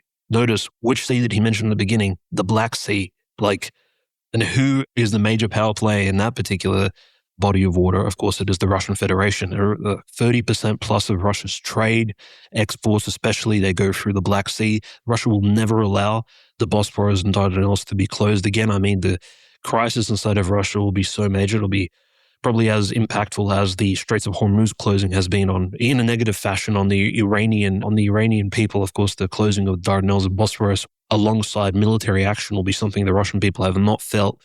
It will be absolutely horrifying because Russia does have another warm water port, but it is in the Far East, and of course, the underdeveloped Siberian provinces simply, they won't be able to take all that weight of those exports traveling across European Russia and all those agricultural goods traveling from west to east. I mean, it's just very inefficient. So using Vladivostok and those coastlines closer to the Sea of Japan and the Pacific Ocean simply won't be an alternative. And so we have to just consider that if Turkey has these aspirations for the Black Sea, I mean, what aspirations? Are there any potentially? I mean, is there any ideas about Crimea? The liberation of the Crimean Tatars. What do you mean? Exactly. Crimean Tatars, the Circassians, perhaps. There will be, Circassian freedom fighters on the coast of, somewhere in Abkhazia, on that particular area near the alleged, home of Vladimir Putin, located near Novorossiysk. I mean, there's all those concerning lands which you traveled, of course, through, Conrad, during your journey over the Kerch Bridge. But all of those lands potentially at one point were controlled by the Ottoman Empire for at least even a brief time, hundreds of years ago. So exactly what are we looking at here? Why exactly is the Black Sea an interest point for Turkey? I understand they have all those maritime resorts and holiday locations, and it's a great site for European tourists to travel to warm waters for a relatively cheap price, and hair replacement therapy is located there, and all these other plastic surgery debaucherous avenues. But I mean, what are we talking about here? This is not just aggression against the Greek people. It is already Turkey's putting itself up there for potentially aggressing against the Russian Federation. I think in the long term, this will play out into the disastrous conflict that our clairvoyant elder spoke about. And very unfortunately for Turkey, because Turkey, whilst it can fight certain NATO countries, perhaps an alliance between Israel, Greece, and Bulgaria, for example. Bulgaria, of course, will be strongly on the Greek side here. And Bulgaria, 6 million people, Greece, 10 million, still will not equate to 87 million Turks. But the trilateral coalition there between, say, Israel, Bulgaria, and Greece against Turkey, if something happens with NATO, as soon as Russia joins that fight, Turkey will be overpowered and they will be overrun, and that country will end its, roughly 600-year-old history, and it will be archived forever. And it's something that our descendants will be reading about in history books going forward. So they really need to watch themselves as to how they, of course, conduct themselves in the field of foreign policy, what relationships they build, and exactly who the Israelis are trying to bring onto the side. Because Erdogan playing friendly with Israel this entire time since October 7th, without taking a strong stance in defense of the Palestinian people, this will come back to haunt him, I think, in the future going forward, because it calls out his hypocrisy in terms of defending the innocents. And also recall that Dr. Bashar al-Assad, moving against independent Syria as well back in the day. All of these sins of the past will come back to haunt the independent sovereign Turkish state, and they will be impacted negatively in the future. There is no doubt about that. No, I 100% agree. And again, as far as Turkey versus Greece, we posted some of our Yaqub Saraf clips, went very viral on Instagram, and all these Turks and people are like, "Oh, you're Zionists," accusing us, because we posted the clip of Mr. Saraf, former Lebanese defense minister, talking about the future destruction of Turkey and how they've abused Christianity, they've abused other Muslims, they've abused Greece, Lebanon, all these countries, and they're going to be destroyed. And yes, I do believe that it's hard to say Greece is a quote unquote good guy. Greece is the most degenerate government in the Orthodox world. They have all of these major problems, and they host Israel. They're close allies. I mean, Greece, Cyprus, and Israel have that tripartite alliance. It's very unfortunate. And however, Turkey we talked about Nick Griffin with Mike Painovich, Nick Griffin, others. The Turks, yes, most Turkish people are very against Israel. It's sort of a matter of public policy that the Turkish government has to go against them. But Turkey has not restricted Azerbaijan from sending its oil and energy to Israel, which are their main supplier. And of course, Turkey still allows ships to go to Israel. Their shadow fleets still interact, and all sorts of other shipments and supplies that Turkey gives to Israel. So as much as, we do support Erdogan, we think anyone replacing him would be worse. It's not like he is, some kind of Iranian or any other, even a leader in Iraq or a Hezbollah type of person. It's nothing like that. He can't even be open about supporting Hamas, even though they do have meetings with them, any kind of actual support for Gaza. The Turks, they're not even allowed on the board of peace. So their actual influence is very limited. Israel allowed them to take over Syria. You think that would have happened if Turkey was a real threat. That being said, you can totally see a situation where Erdogan falls, a Kemalist is put in power. The people are angry. The people think that something's been done to them. Well, the country the government has to do something. We have to go against Israel. We have to go against the people that did this or something like that. And that means attacking Greece. The Americans will allow the Turks to take some of these Greek islands, understanding then that the Turks will also close the Bosphorus and Dardanelles Straits to the Russians and move against them. The Greeks will once again be left holding the bag. I think this is a very real situation because the Turks will never be allowed to actually attack Israel. They'll never be allowed to actually, as a NATO American-backed country, they'll never be allowed to actually go against world Jewry. But Greece, can be sacrificed, and the people of Turkey will cheer for that. They'll think the Israelis in Greece got one, and of course, everyone in Turkey is just happy to attack Greece because that's the state of that civilizational conflict. But it's very easy to see that going, and anyone listening, clip this whole discussion starting at my reading out of the Turkish section and Dimitri's section, because this is an update on the prophecies in general. So if that's what's coming next, if the fall of Erdogan, the Kemalists coming to power, the seizure of these islands, we also, of course, have to watch out for the emergence of Kurdistan. I just covered the Kurdish thing is coming back up in the news. Trump is talking about it. Kurdish groups are making the videos we all see of, a group of 30 of them with masks and guns from the United States. So we're seeing that emerge. Metropolitan Neovitos talked all about how the emergence of the Kurdish state will be seen amidst all of this. And again, once Russia attacks Turkey, again, if Erdogan is replaced by these Kemalists and they go into Greece, perhaps Kurdistan emerging will be another concession that is dragged out of the Turks in the middle of all of this. And if anything, when the Russians dismantle Turkey, at the very least, the Kurds will likely get a state out of that, just because who else is going to rule over those territories if the Turkish government is no longer around, because massive swaths of Turkey are almost entirely ethnically Kurd. So we have all of that to look forward to, as well as the Russians not only sweeping down and destroying all of Turkey, making it all the way down to Mount Tabor, into Israel. That could even be coming after the end of Israel as a state in 2 years with the 80-year curse. So if Russia's in Mount Tabor, if Gaza and the West Bank and Palestinians have expanded, if Egypt has made a move, if Iran has continued to strike, if Hezbollah has perhaps maybe entered into Israel in the south, they've made progress there. Something happens in Syria. Again, the end of Israel as we know it and those prophecies being fulfilled are very likely as well. So these next 2 years, we could really see a whole bunch of these things fall like dominoes. So stay in prayer, stay prayed up, stay in church, because that seems to be where everything is headed. So thank you all for being on this ride with us. It's really incredible after all these years. We're finally able to see it. It's extremely humbling. But pivoting to Russia, Ukraine, pivoting to the country that's going to be one of the main catalysts in the midst of all of this. Big report this week, the supposed strike on Kiev that killed 24 people. In response to this, Volodymyr Zelensky said, Ukraine will hit Russia's oil industry, military production, and those responsible for committing war crimes against Ukraine. Of course, they were already doing that. We've seen big strikes on the Ryazan oil facilities. Again, it's obvious that the directive has come in from the CIA and NATO, or rather, they're just directing the Ukrainians to do this. The focus is now all on Russian energy. It seems that, again, the military oil blockade of China is in full effect with the closure of the Strait of Hormuz. Then you lump this in with what Nick Griffin was talking about with the destruction of Saudi Aramco and the UAE. We really are seeing a total destruction of really Eurasian energy in favor of Western Hemisphere energy now that Venezuela has come under control of the United States. So that seems to be what's occurring there. With all of that said, Dimitri, give us all the updates you can from the front line in Russia, what's going on with these energy strikes, and where are things going here? Yeah, so specifically beginning at the Kharkovskaya Oblast, the Russians are attempting to fight and push past the outskirts of Volchansk, that eternal city that the Russians literally fought over for over 24 months, 2 years straight.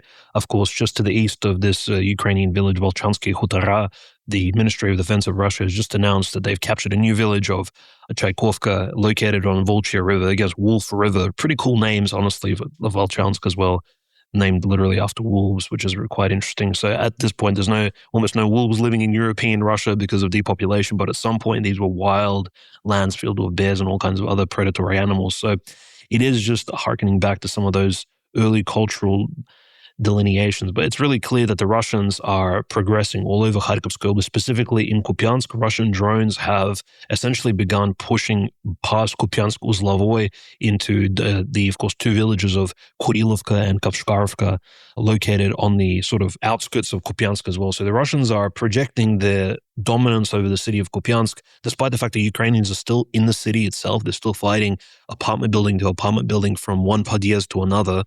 And of course, in all of the underground parking lots, there are still Ukrainian caches and small Ukrainian bases left over from the previous control of the city over there. But as soon as I think Kupiansk fall, you will see like a huge swath of territory simply just fall to the Russians, or at least turn into this, what the Russian and French map analysts call the gray zone, where it's unclear who the territory belongs to. As soon as Kupiansk eventually does fall, you'll see the Russians probably move forward very, very quickly and swiftly further west. But there are hundreds of kilometers between Kupiansk and a major city such as Kharkov, of course. So the two progression points towards Kharkov from Volchansk and from Kupiansk, they'll still need to take some time. Volchansk is much closer. So it's really interesting seeing the Ukrainians really, all in a way, trying to keep the Russians at bay from the second largest city in their country, attempting to defend it from any sort of incoming long-term siege, turning it into a Konstantinovka, in a sort of something out of a horror movie, of course.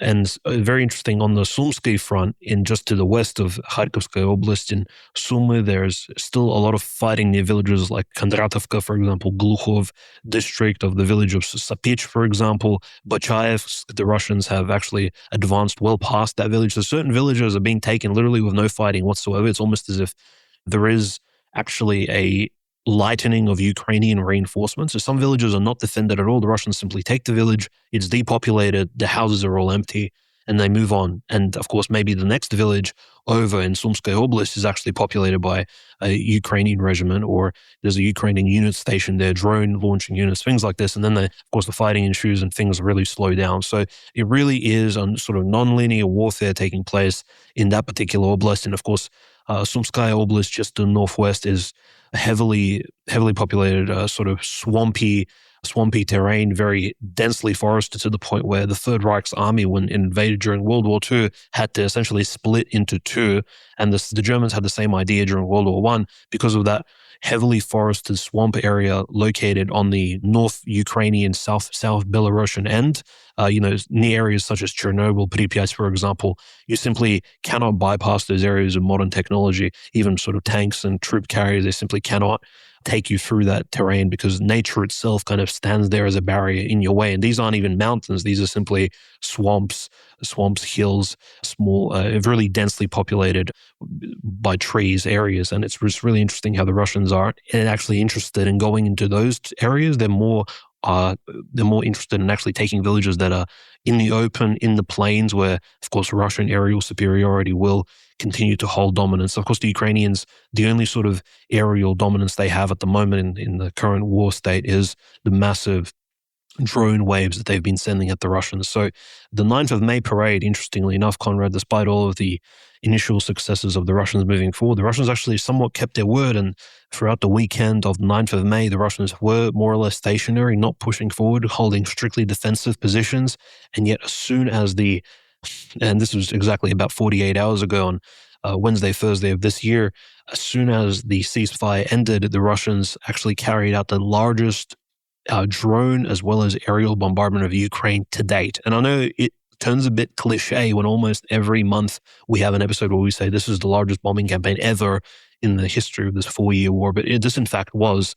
And totally, this is confirmed by both Russians and Ukrainians, over 1,500 to 1,600 drones and different missiles, over between 50 and 100 missiles, Kinjal, Iskander missiles, were launched at Ukraine at the same time, a massive volley. Most likely the Russians, not normally, as you know, Conrad, they send drones in waves of 300s, 400s towards the Ukrainians. But here there's been a sort of, so to speak, weekend buildup, and then the drones were all released at the same time. And of course, they hit targets in Zhytomyrskaya Oblast, which of course has a heavy Ashkenazi population, very interestingly enough.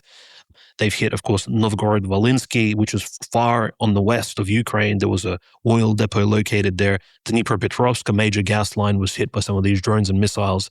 And what's interesting is the Ukrainians reported that they actually took out 90% of the drones that were launched. So it's a bit hard to believe that Ukraine, over a period of one day, shot down 1,400 drones.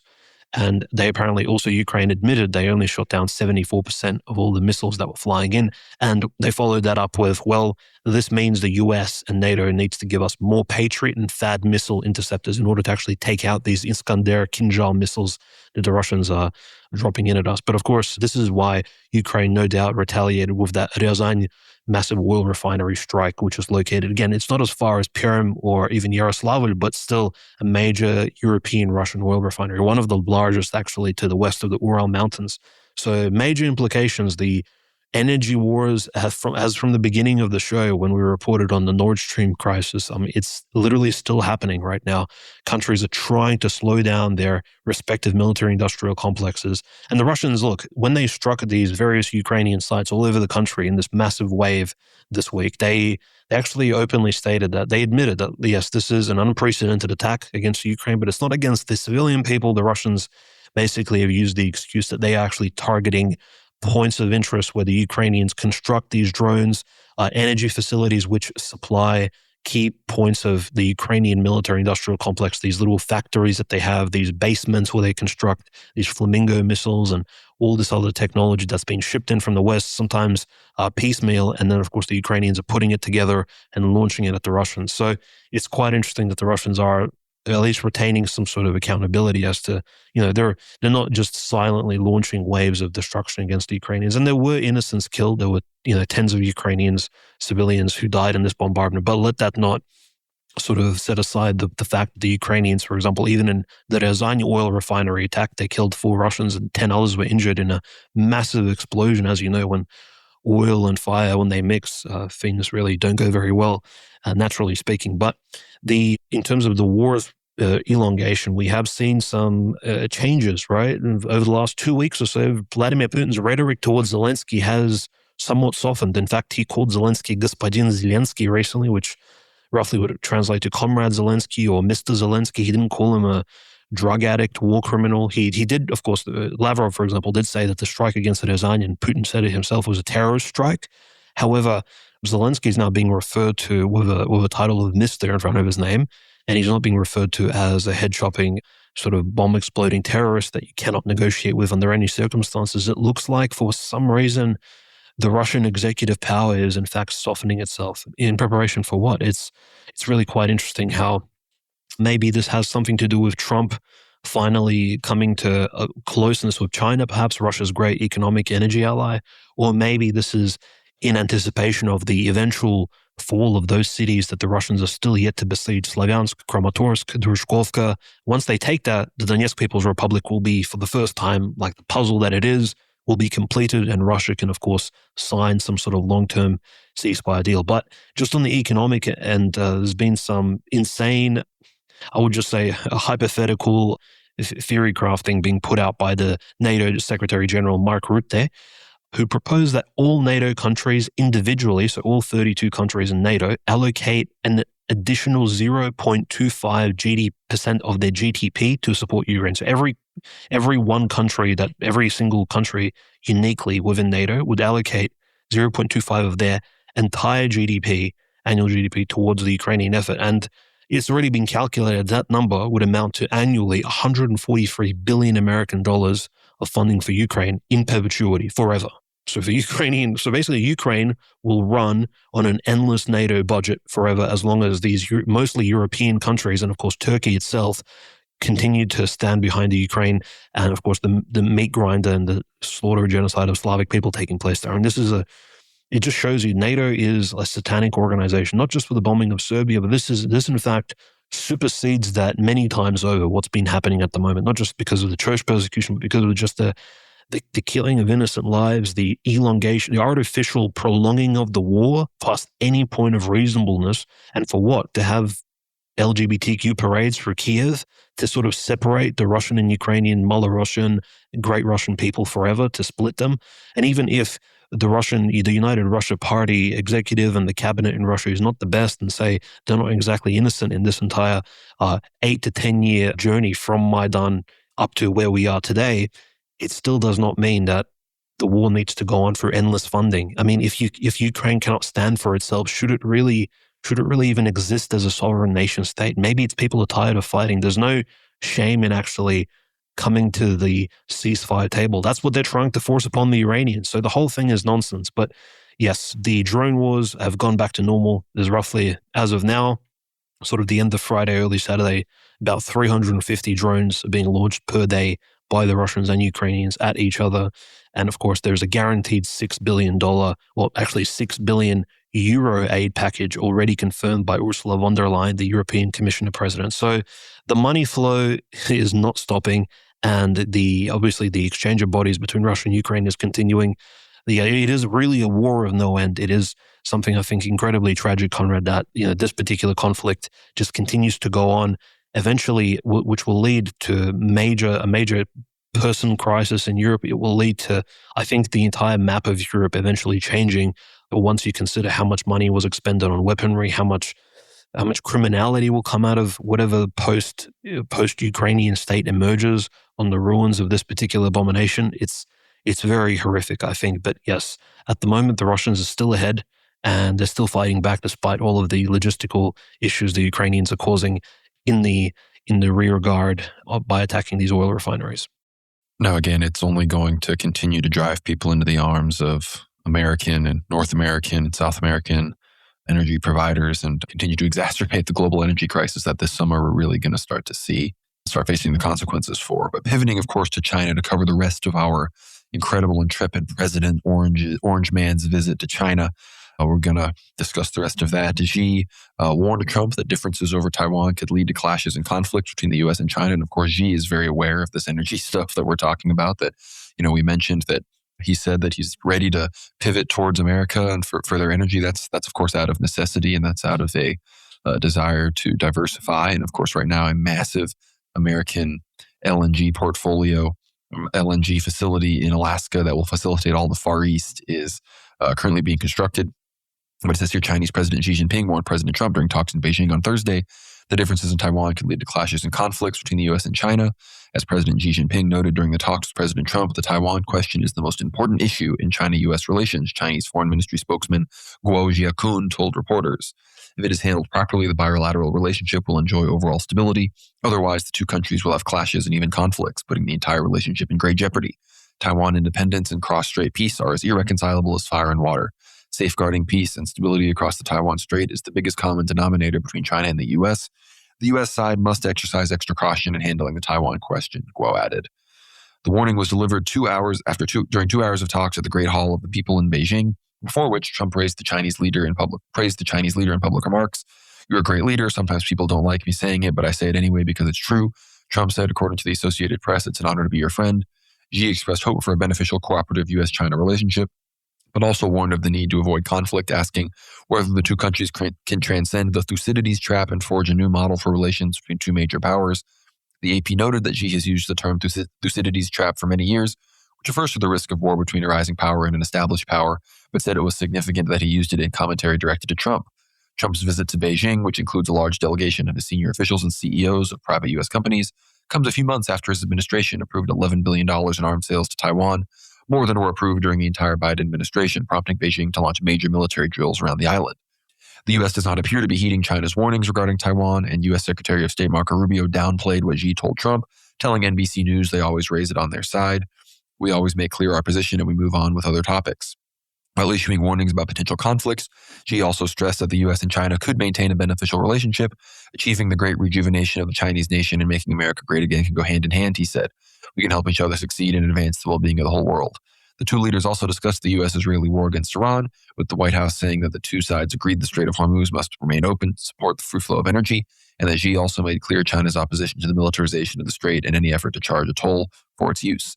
Chinese officials did not mention Iran or the Strait of Hormuz in their readouts of the meeting, which came as Iran was allowing Chinese tankers to exit the Persian Gulf. And of course, in the midst of all of this, we have the headline, Typhoon launch of Tomahawk missile is worst provocation by U.S. against China. We'll talk about that in a second. There's some stuff in the Philippines. But the situation with Trump and Xi over Taiwan, and of course, Xi mentioning the Thucydides trap, of course, another example of Chinese diplomats speaking as if Americans understand what any of that kind of thing means. But it mentioned the arms sale to Taiwan, which reporters asked Trump about on Air Force One. And he said, I'll make a determination over the next fairly short period. And the reporter asked, you're not necessarily going to go ahead. It was your proposal. And then Trump said, I'll make a determination. I have to speak to the person that right now you know who he is that's running Taiwan. And in interviews around the same time, Trump openly said that he is against the ruling DPP, which is the Liberal Party in Taiwan. Their goal is to change the Taiwanese constitution and push for Taiwan independence. He says, I'm not looking to have somebody go independent. And we're supposed to travel 9,500 miles to fight a war in Taiwan. I'm not looking for that. And then on Air Force One, a reporter asked, would the U.S. defend Taiwan if it came to it? And President Trump said, I'm not going to say that. There's only one person that knows that. You know who that is? It's me. I'm the only person. That question was asked to me by President Xi. And I said, I don't talk about those things. So Trump's still leaving it on the table that we might fight China for Taiwan.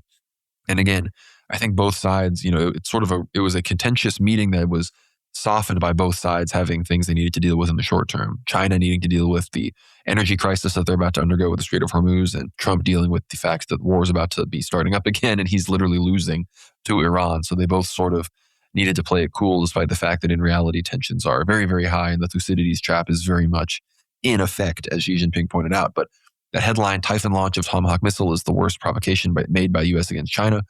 Observers suggest strong countermeasures after the first live firing of the system since its deployment to the Philippines. The United States' first firing of its Philippine-based Typhoon missile launcher last week marked the worst provocation in years in the South China Sea, and Beijing should ramp up air defense and stealth strike drones in response, according to Chinese military observers. Beijing has opposed the Typhoon deployment since the Lockheed Martin system arrived at its Luzon base in the Philippines 2 years ago, claiming it has destabilized regional security. The ground-based vertical launch system can fire Tomahawk and SM-6 missiles with ranges between 500 and 2,000 kilometers, potentially putting mainland China within reach of Luzon. After the Typhoon was deployed to the Philippines in 2024, troops practiced moving it around in the tropical environment but did not conduct any live-fire tests. That changed on May 5th when it was used to fire a Tomahawk cruise missile during the U.S.-Philippine Balakatan joint exercise, a move described by military commentator Wei Dongzhu as the most serious military provocation over the years by the U.S. in the region. According to Song Zhongping, a military analyst and former instructor with the People's Liberation Army, the Tomahawk was fired from Luzon Island and flew northbound, clearly aiming at the Taiwan Strait. The target was obvious. It had China in mind as the simulated enemy and was preparing to interfere in potential operations in Taiwan, Song said. This exercise had strong implications and was highly targeted. Song added that the same exercise, Japan fired a Type 88 surface-to-ship missile by threatening targets in the waterways of the first island chain. The move was clearly geared towards a Taiwan contingency scenario. Wei said the Chinese military must take strong countermeasures against the Typhoon system in the Philippines. Although it is road mobile, it's quite bulky and easy to spot. Once it's set up in position, it's extremely difficult to quickly retract and relocate.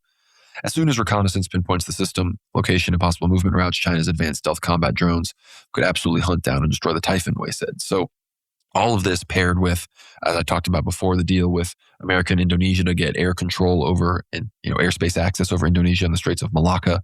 This is very much an island surrounding strategy with Japan, Taiwan, Philippines, Indonesia, totally surrounding China. Of course, the civil war in Myanmar is a part of this. American collaboration with Vietnam is part of this. Of course, the war in Afghanistan was part of this on China's far west. So all of this comes together.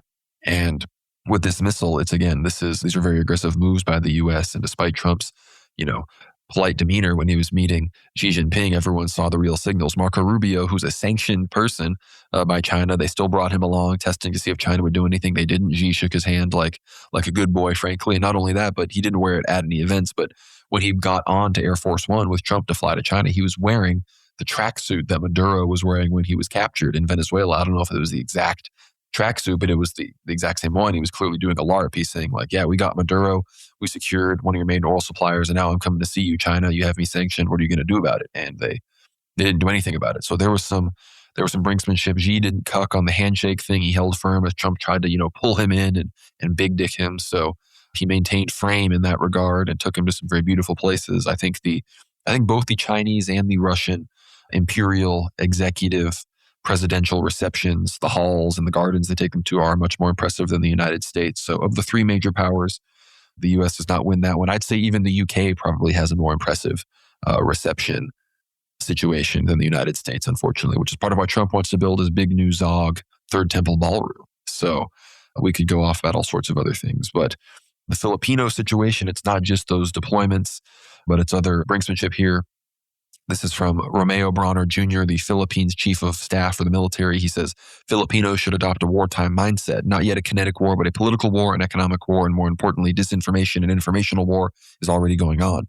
Philippines faces illegal, coercive, aggressive, deceptive destruction and bullying actions by China in the South China Sea, as well as influence and disinformation operations. Gray zone operations test national resolve without openly declaring conflict. So South China Sea seems to be emerging as another zone of operations. Dimitri, I'd love your thoughts on any final thoughts really on Trump's visit to China, Xi's comments, Trump's comments, Marco Rubio. He, of course, really leaned into strategic ambiguity when he was pressed about Taiwan. He said, no, Trump didn't ask about permission for anything or, didn't tell Xi, give him away any answers. And obviously he didn't support Taiwan independence, but he said, we're really leaning into strategic ambiguity, which again, talking about strategic ambiguity is sort of funny. It sort of takes away the purpose of the ambiguity, but he made it very clear that, while we don't want Taiwan independence, we definitely don't want any kind of change in the status quo. So Rubio trying, to not seem like the neocon that he is. His plan obviously is to dump the Iran war on Vance and his people and focus on victories in Venezuela and Cuba, which we'll have to talk about in a second. But that's his plan, to focus on the China, Western Hemisphere pivot and dump all the Middle East Jew stuff on Vance. So I'd love your thoughts on the China visit, Dimitri, all of those comments. Feel free to talk about Cuba if you have anything to say about that as well.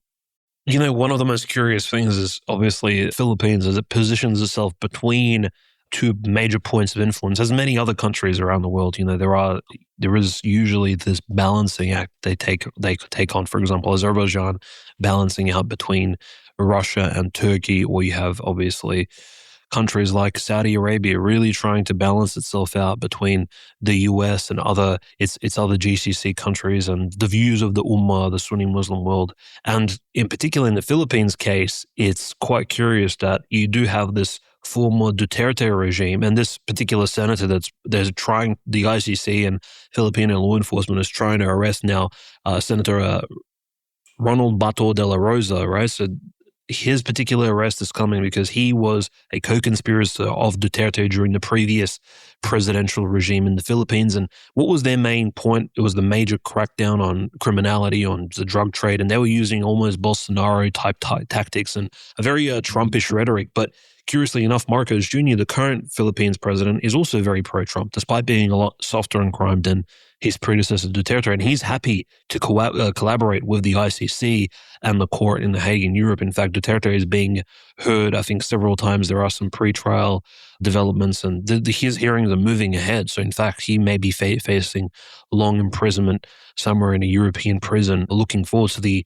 interesting factor of obviously Israel and the US not collaborating with the ICC, completely disregarding all of its warrants with Netanyahu, Ben Gvir's arrest, etc. They think it's complete rubbish, and the US obviously not answering for all of its previous as well as current war crimes, especially those in the Middle East. Whereas the US's ally in the South China Sea, the Philippines, clearly is being strong-armed by the ICC and clearly completely following through this sort of international criminal regime that's being constructed. There is a bit of a schizophrenic, dualistic logic that's taking place here, and I think that's probably only because the Philippines itself, I mean, it's nothing more than simply a colony of U.S. presence, and it has this ability to pretend that it's part of the international community and it's sticking to these particular agreements. But just as you mentioned with the Typhoon tests, it's nothing more than just a forward base, just like South Korea is for the US's naval Pacific Ocean empire, as it sort of holds its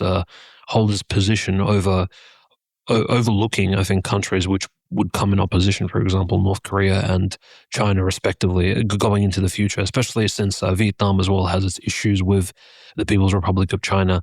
And it is just quite unfortunate that despite the fact that, countries like Brazil, for example, with its two presidents being so different, yet both countries aligning with America, and the Philippines as well, the two presidents so different, Marcos Jr., Duterte, who completely different domestic positions, yet both of them love Trump. Both of them found a voice with the Biden administration.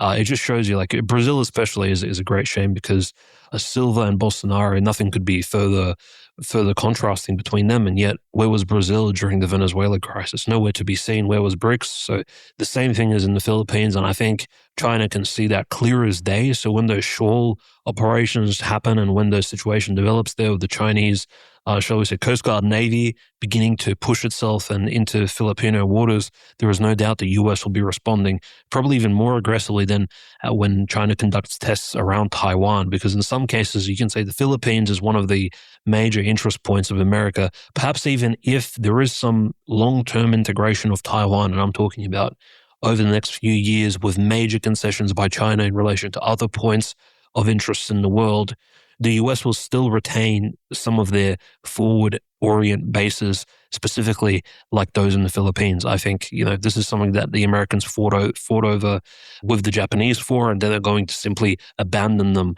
now that they've invested so much. So I think the Philippines is in this really sad state where there is internal struggles and movements, but the country is well and truly occupied, like Japan and like like we mentioned with Yaqub Saraf, Lebanon, and speaking about independence and sovereignty, I think this is one of the major issues of Asia. This is why the communists, I think, came to power in China in the first place. It was essentially to liberate themselves. I mean, that particular wave of hype to liberate themselves from the colonial presence of both the Japanese and other European powers, and that can really go a long way because these Asian countries care about their sovereignty and independence. So who knows in the future if the Chinese can maybe exploit that internally, that particular division within Filipino society, which is split very well and truly between like hardline Silviki Duterte crowd and the senator that's being De La Rosa being chased down right now, being sent to a European court. I mean, it's a really bad look. It's like the brown Filipino man is going to be sent to be judged by white people in Europe. I mean, it's just completely inappropriate. And yet, Trump is completely fine of this happening. It's just, I don't know if this will play out in America's favor, this sort of really major emotional plays on the souls of the Filipino people. Eventually, who knows, there might be like a New Caledonia situation when, they were raising Azeri flags. I don't mean there'll be protests in Philippines, but it may be one of those countries that may face unrest in the near future, given their internal divisions and the fact that people will realize we are simply an American base on the Pacific Ocean, and nothing more than that. We are a pawn on the great chessboard. No, very true. I mean, Philippines has never been sovereign. But before we leave the Far East, it says here, Vladimir Putin will visit China at the invitation of Xi Jinping, May 19th to 20th. The Russian leader's visit is timed to coincide with the 25th anniversary of the signing of the Treaty of Good Neighborliness, Friendship, and Cooperation, which is fundamental for interstate relations. The leaders will discuss current issues on bilateral relations, ways to further deepen the comprehensive partnership and strategic interaction between the Russian Federation and the People's Republic of China, and exchange views on major international and regional issues. The heads of state will also participate in the ceremonial opening of the Years of Education in Russia and China. Following the talks, it is planned to sign a joint statement at the highest level and a number of bilateral, intergovernmental, interdepartmental, and other documents. So, amazing visit with Trump. Now on to an even more productive visit with Vladimir Putin in 3 days as of this being recorded. So Xi really making it clear that he is just a diplomat, an international man of diplomacy before all other things. And I think he is, of all three of them, potentially the most, I don't want to say Machiavellian like it's a negative, potentially the most broad thinking and strategic in a lot of his methods. But we also, of course, have to talk about the situation in Cuba. And this is from BA News. This is a CIA official speaking to CBS News confirms that CIA Director Ratcliffe led a delegation to Havana, meeting with the Cuban communist regime officials to initiate discussions on what Cuba must do to build a productive relationship with the U.S. Ratcliffe relayed to Cuban officials that President Trump prefers dialogue, but that the window of opportunity will not stay open indefinitely, and there should be no illusions that Trump will not enforce red lines per CIA official. That's a direct military threat. And of course, Raul Castro apparently is having indictments prepared against him, the 94-year-old former leader of Cuba, the brother of Fidel Castro, the real founder of communist Cuba, the revolutionary. So that is all coming. Apparently, Cuba is having riots. They're completely out of electricity. The island's basically in a blackout. The U.S. blockade and embargo have been really hurting. So it seems the CIA is about to move in and totally take over, much like the CIA apparently moved in and confiscated documents all about Jeffrey Epstein, a UFO disclosure, among other things, from Tulsi Gabbard's desk. So the CIA, they're really consolidating power, whether it be documents or just taking over entire countries. So we've got all of that to witness. But Dimitri, do you have any final thoughts on that before I move on to some other news? Anything on Cuba or any other World War III related stories before I move on to non-geopolitics content? No, of course. I think just the final thoughts were just about the censorship regime currently taking place in Russia. There is a huge suppression taking place against Telegram. There's obviously the censorship we see in the Middle East, and it does seem like going into the Third World War, this will be a war of information suppression. Just like in the Second World War, you had for the first time video footage, photographs being sent home of what exactly conflict looks like, and that was exacerbated later on during the Vietnam War. And you had the anti-war hippie movement, for example, really rising up in America when they received all this footage of what was taking place in Southeast Asia. But the conflicts of the modern world, despite all of our information, so to speak, freedom and the exchange we have available, I think locally will be suppressed to the point where almost nothing comes out from the ground in Iran. No photographs, no videos, complete internet suppression. The same as, of course, they're trying to do in Russia and Ukraine at the moment with some of the, obviously, attacks against Telegram, which I think are probably aimed at actually more or less curtailing the Russian patriotic community at home. A lot of Russian patriots, people who follow Pavel Gubarev, Igor Strelkov, a lot of the OGs from Donetsk, Lugansk, early rebellion days against the Ukrainian Maidan regime.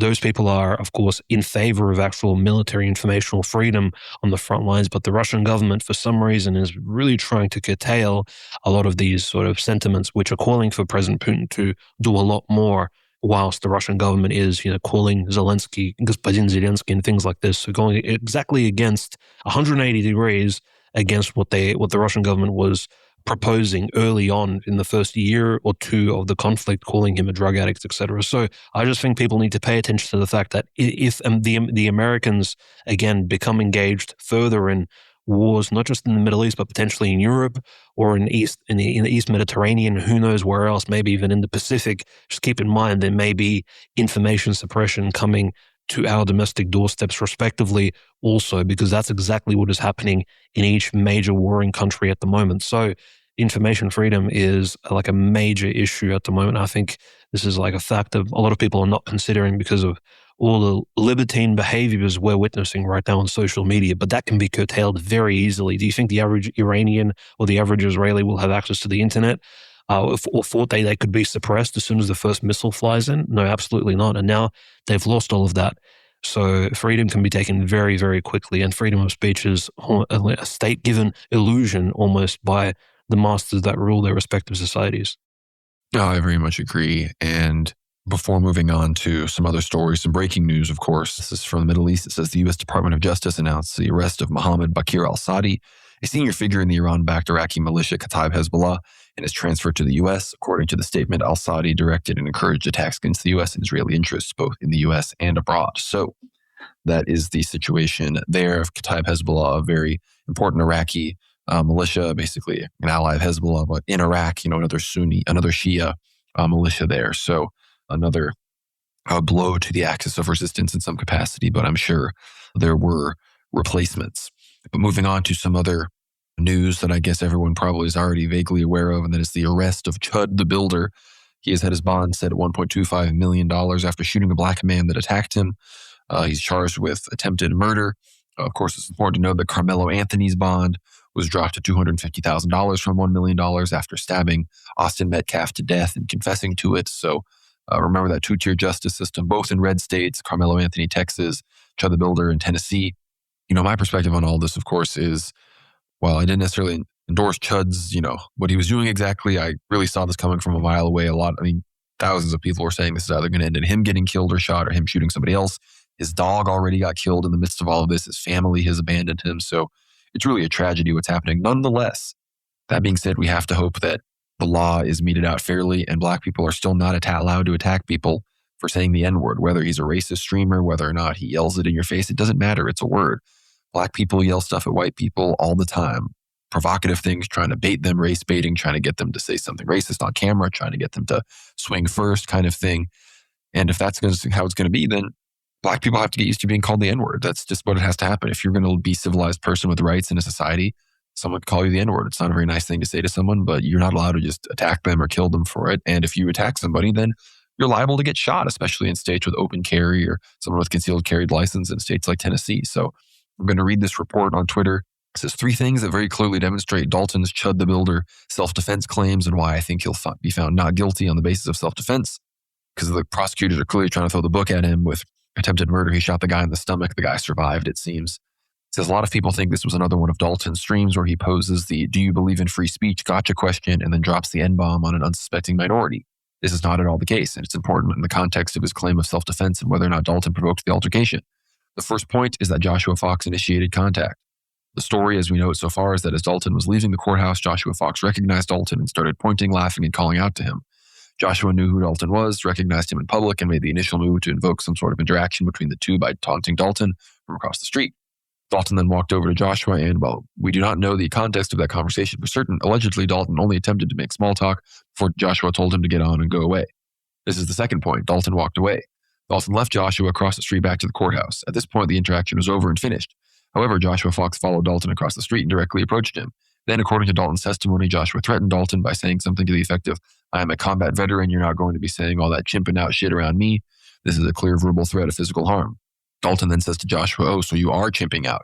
This is when Joshua punches Dalton in the face, knocks him on the ground, and continues to strike Dalton. Dalton, from the ground, fires shots, striking Joshua in the stomach and shoulder and sending another round into his own arm. The last shot further demonstrates the compromised position that Joshua had Dalton in and will undoubtedly be used as justification for Dalton's fear of serious bodily harm or death. This was not Joshua threw one punch and Dalton shot 3 times.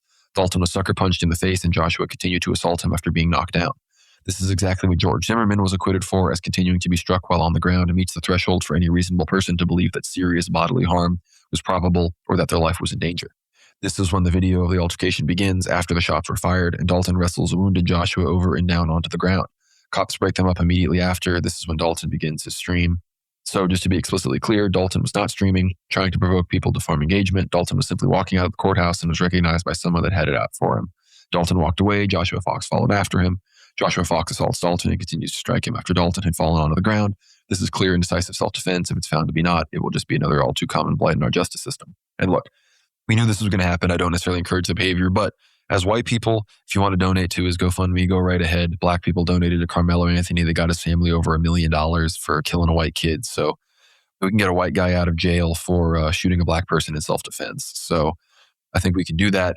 Again, I hope that he's found innocent. I hope none of this ruins his life. His life's already been ruined in many capacities, so we got to pray for him, pray that he can be reached by Orthodox clergy. He's been pursuing orthodoxy in the past, so I hope people can pray for him. What are your thoughts on this weird story, Dimitri? No, I mean, it's just unfortunate. And I think before getting into any sort of disclaimers or nuance or, let's look deeper into the issue, I think the default position here, and this was clearly a physical, violent confrontation that unfortunately went not the way that I think anybody wished it would have gone. And these things happen, acts of violence, things like this. We should know European history is full of these sort of issues of confrontation. But this one in particular is on, I think, in a way, racial grounds, specifically because, unfortunately, African-American violence has been tolerated for so long. It has become, in a way, like a cultural trend that has become, in a way, normalized. It has become a cultural norm that we simply need to accept. And so you have bail thresholds being lowered. You have just the general standard of accountability has been almost nullified for these particular people. And that's because we understand the greater scheme of things, this is an issue of a golem that was created. It is the golden coffin of George Floyd. It is the bust of George Floyd, the various statues, the murals to all of these other figures of basically African-American mythological 2020s folklore that have been created, these so-called victimized people and former criminals. And this is another case where Chud the Builder and basically an inquiring Orthodox Christian tried to, again, bring this into the spotlight that, hey, there is like these double standards in society where this one word can actually warrant an absolutely disproportional reaction. And he was, of course, attacked for it and punished. So I think we need to just sort of support him, even if it's silently, even if it's passively. But I think Chud the Builder is completely in the right. The two-tiered justice system that you mentioned, Conrad, we know that it's completely the case, just like in the UK, where we have the grooming gangs, etc. But the local Brits, the natives of the land, are actually the ones who are being targeted by the laws much more harshly than the Pakistanis. I think we understand why. The golemization of African Americans, the African Americans also need to diagnose this themselves and understand the issue isn't with Chud the Builder calling you the N-word. The issue is with your particular population group being used, just as the immigrants of Pakistanis in the UK are being used to terrorize the native white population of the Americas. And that's the unfortunate thing. Like foundationally in the background behind this entire drama, behind even the individual confrontation itself. And I think Chud the Builder should be granted, amnesty and clemency by Donald J. Trump. I doubt that will happen, obviously, because the black vote matters so much. But Chud the Builder, absolutely, I think he his sentence, if anything, if he is found guilty by the court, which again, big question marks in terms of the judicial system in and of itself. If we remember the Kyle Rittenhouse witch trials, right? But specifically, Chud the Builder his sentence should be at least as light as possible. And we should all, I think, openly, if we are specifically belonging to or identifying as white, we should at least, I think, call for that. That should be the bare bones basic position on this particular question, because he hasn't necessarily done anything incredibly egregious, I think, in our eyes, or even in terms of his Christian behavior. He hasn't actually killed anybody. The guy has survived, the so-called victim, etc. So that's just my position, just from the stage of it's only been 48 hours, but at the moment I've carried out this sort of personal judgment for myself. No, I agree. They're seeking like 56 years in prison, which is ridiculous. And speaking of two-tier justice and everything, in the similar story I just wanted to highlight in the UK, which is going to get swept under the rug, Henry Nowak, an 18-year-old, drowned in his own blood as he lay cuffed and passed out on the street. He was stabbed multiple times by Vikram Digwa, 23 years old, with an 8-inch Sikh ceremonial knife. When the police arrived, Nowak was arrested instead of Digwa, who was accusing him of racial abuse. So he bled out with handcuffs on because he was stabbed. The police showed up. The guy said he was racist, and then he died. So I mean, this is something that if you're a British person, you should be like taking to the streets and like physically attacking police officers, if not more. But that's not going to happen. Obviously, that's Bong Cuckland is literally a authoritarian police military surveillance state against the white man. So that's not going to happen. But this is a perfect example. For example, white people are not allowed to carry knives in London, but Sikhs are, because it's part of their ceremonial religion, and that allows them to stab people. And then the police just presuppose that a white person and a Sikh, if one of them is bleeding, it was because the white person was racist, not because the brown person committed crime, which is what everyone actually knows that situation is about. So pray for the repose of Henry Nowak. It's tragedy to see a white brother go down like that, and hope Chud can make it out. But it's important. You got to keep your head on a swivel, and you got to not. It's important. As much as I support Chud's legal defense, I wouldn't necessarily encourage anyone to. We don't need people running around live streaming this kind of stuff anymore. We don't even need, as Dimitri and I were saying this off screen, we don't even really need more right-wing podcasters, if we're being honest. And I say that as right-wing podcasters, of course. But all this kind of stuff, it's not necessarily worth putting your life on the line for these sorts of things. But I think if this Chud the Builder case is really what it takes to litigate the question of, can the white man really say the N-word? And translation, does the First Amendment really apply to white people in America? Then I guess this is what it's going to be, and I'm going to stand fully behind him. So there's that. The other Norwood news, or whatever you want to call it, that we have to talk about is the gender discourse, the Catherine girl. And frankly, I'm not going to talk about it on this. We're already 2 hours in here pretty much. So if you would take a whole other show to talk about, but I will likely be discussing that on my stream on Tuesday. So subscribe to the World War Now YouTube channel. Tuesday evening, 7:45. I'm live every evening that time on Tuesdays. So I'll probably be discussing that. Might even be doing a Twitter space sometime. Maybe I've already done a Twitter space by the time you're listening to this, but we have done that. If we've already done the Twitter space, check out the Twitter at @WorldWarNow_. If we haven't already done something, be sure to stay tuned to the social media or elsewhere for a discussion. If not, at the latest, I'll be discussing it on Tuesday on the World War Now live stream. But Women Be Wild and Man and the Simps and the Wife guys have come out once again to side with them against ensouled, sensitive young men who are the catalyst of civilization, of course, who we represent here on the show. But with all that being said, Dimitri, it's time to move on to church news. There's the situation with the Bulgarian church and the EP, which I guess we can wrap things up with. But what's going on in Ukraine? How is the persecution going? How are our people faring? No, so very interestingly, one metropolitan who himself is already in my books and in the eyes of many other Orthodox Christians, a confessor of the faith simply by the definition of that sainthood category for suffering for orthodoxy. Metropolitan Longin Jar from the monastery located in far west Ukraine. He recently came out, the previous Sunday, and he spoke from the Amvon. So he gave a sermon after liturgy, and he says, "I was silent, but I will no longer be silent." His son, one of his adopted sons, was subjected to torture by the Ukrainian enlistment officers, the Tetsika officers. Specifically, he was obviously kidnapped, and Metropolitan Longin was calling for him to be liberated, and he was beaten all night. This is the son of the Metropolitan, with bottles filled with water and sand. And then, of course, he was then forced to dig a 2-meter deep pit and doused with water, cold water, until early morning while he was in this pit.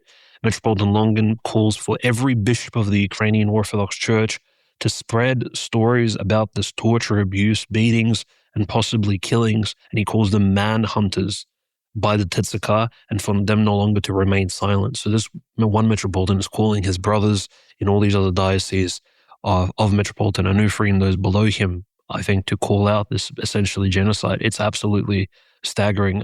There's also reports that this particular adopted son of his was actually a young Orthodox Christian priest. So if that's in fact the case, because he has had multiple sons who have been kidnapped at this point. But if that means an Orthodox Christian priest was literally tortured by the Ukrainian regime, but that information will just need to be confirmed. But that's, quite horrifying. If anything, the Metropolitan Longin, who suffered heart attacks himself, who's been beaten himself, he's had churches taken, now he's coming out and saying, look, I've been as passive as possible speaking about the Ukrainian government. I won't be doing it any longer. This is like targeted, basically Satanism, anti-Christian behavior by the Ukrainian state of Zelensky, which, we have to agree with His Eminence on that, on this show, definitely. And our listeners know many other examples of such abuse carried out by that regime.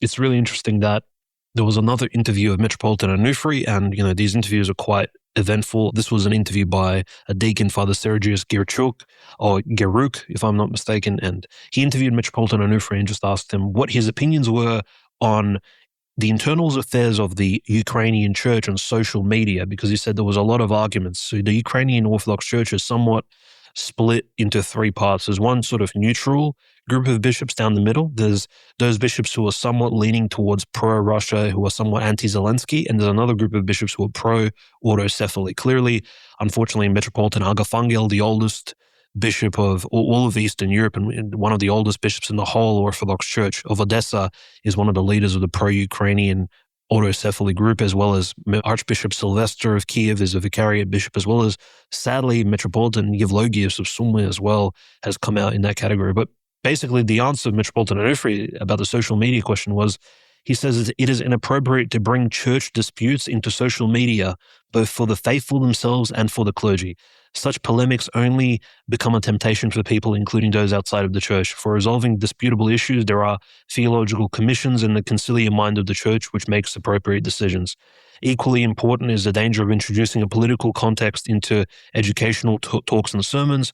We know that political passions often reach extremes.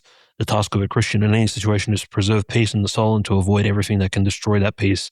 In general, we could agree with Metropolitan Onufri, but he says this whilst he blesses vehicles that will be sent to the front line to carry drones for the Ukrainian armed forces and all these other things. And clearly, just simply being seen in the same conference room as President Zelensky today, or carrying out any of these other ceremonies for the independence and the long life of Ukraine, and speaking out against the so-called special military operation and all these other things, these are all political actions. So unfortunately, I think the politicization of ecclesiology in the Ukrainian Orthodox Church, it's already too far gone.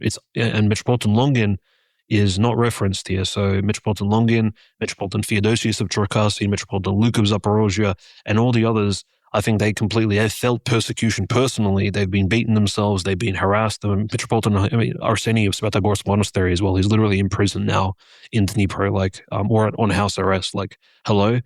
Why? These are clearly political persecutions of hierarchs. So it does appear that Metropolitan Onufri, in order to at least keep the church structure somewhat alive, whilst the Ukrainian Orthodox Church is retaining at least a semblance of legality in the eyes of Zelensky's regime, he needs to make these sort of very soft statements, and we just have to sort of accept it. But that's the status at the moment of that situation. I did want to mention one final, of course, unfortunate story, and that's Metropolitan Agafangel of Odessa.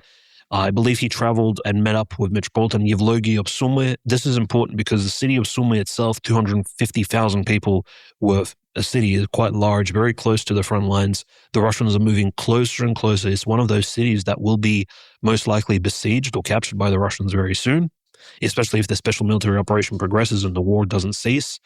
And Metropolitan Agafangel and Metropolitan Yevlogi, they basically spoke about, the benefits of supporting the Ukrainian state and all these other things. So we can definitely see, in a way, a coalitionary group growing. And, during their talk, it was very sad to hear that they did not criticize the kidnapping of clergy, the archimandrites being kidnapped. We spoke about this last week, of beatings of deacons, priests, all these other things. There are still priests who are literally MIA, as if they've been literally abducted by aliens. In fact, that's probably worse. They've been abducted by Satanists and Zelensky's Chabadniks. And they're completely off the radar. We don't know which training camp in Ukraine they're located. And we don't know if they're already in the trenches somewhere in the Zaporozhye Oblast, for example, or sitting in Kramatorsk somewhere in a military prison cell. We don't know where these priests are. They simply disappear. They've been kidnapped, and that's that. And some of these bishops simply do not care about that. They will not be calling it out. In fact, And, sadly, because Metropolitan Yevlogi, I wonder what will happen once the Russians take the city of Sumy, his primary seat of diocese. His cathedrals are located there. His deanship is there. I mean, question marks. Will he suddenly run away from Sumskoye Oblast, or will he remain in the city? Will he continue to speak out in these sort of anti-Russian terms?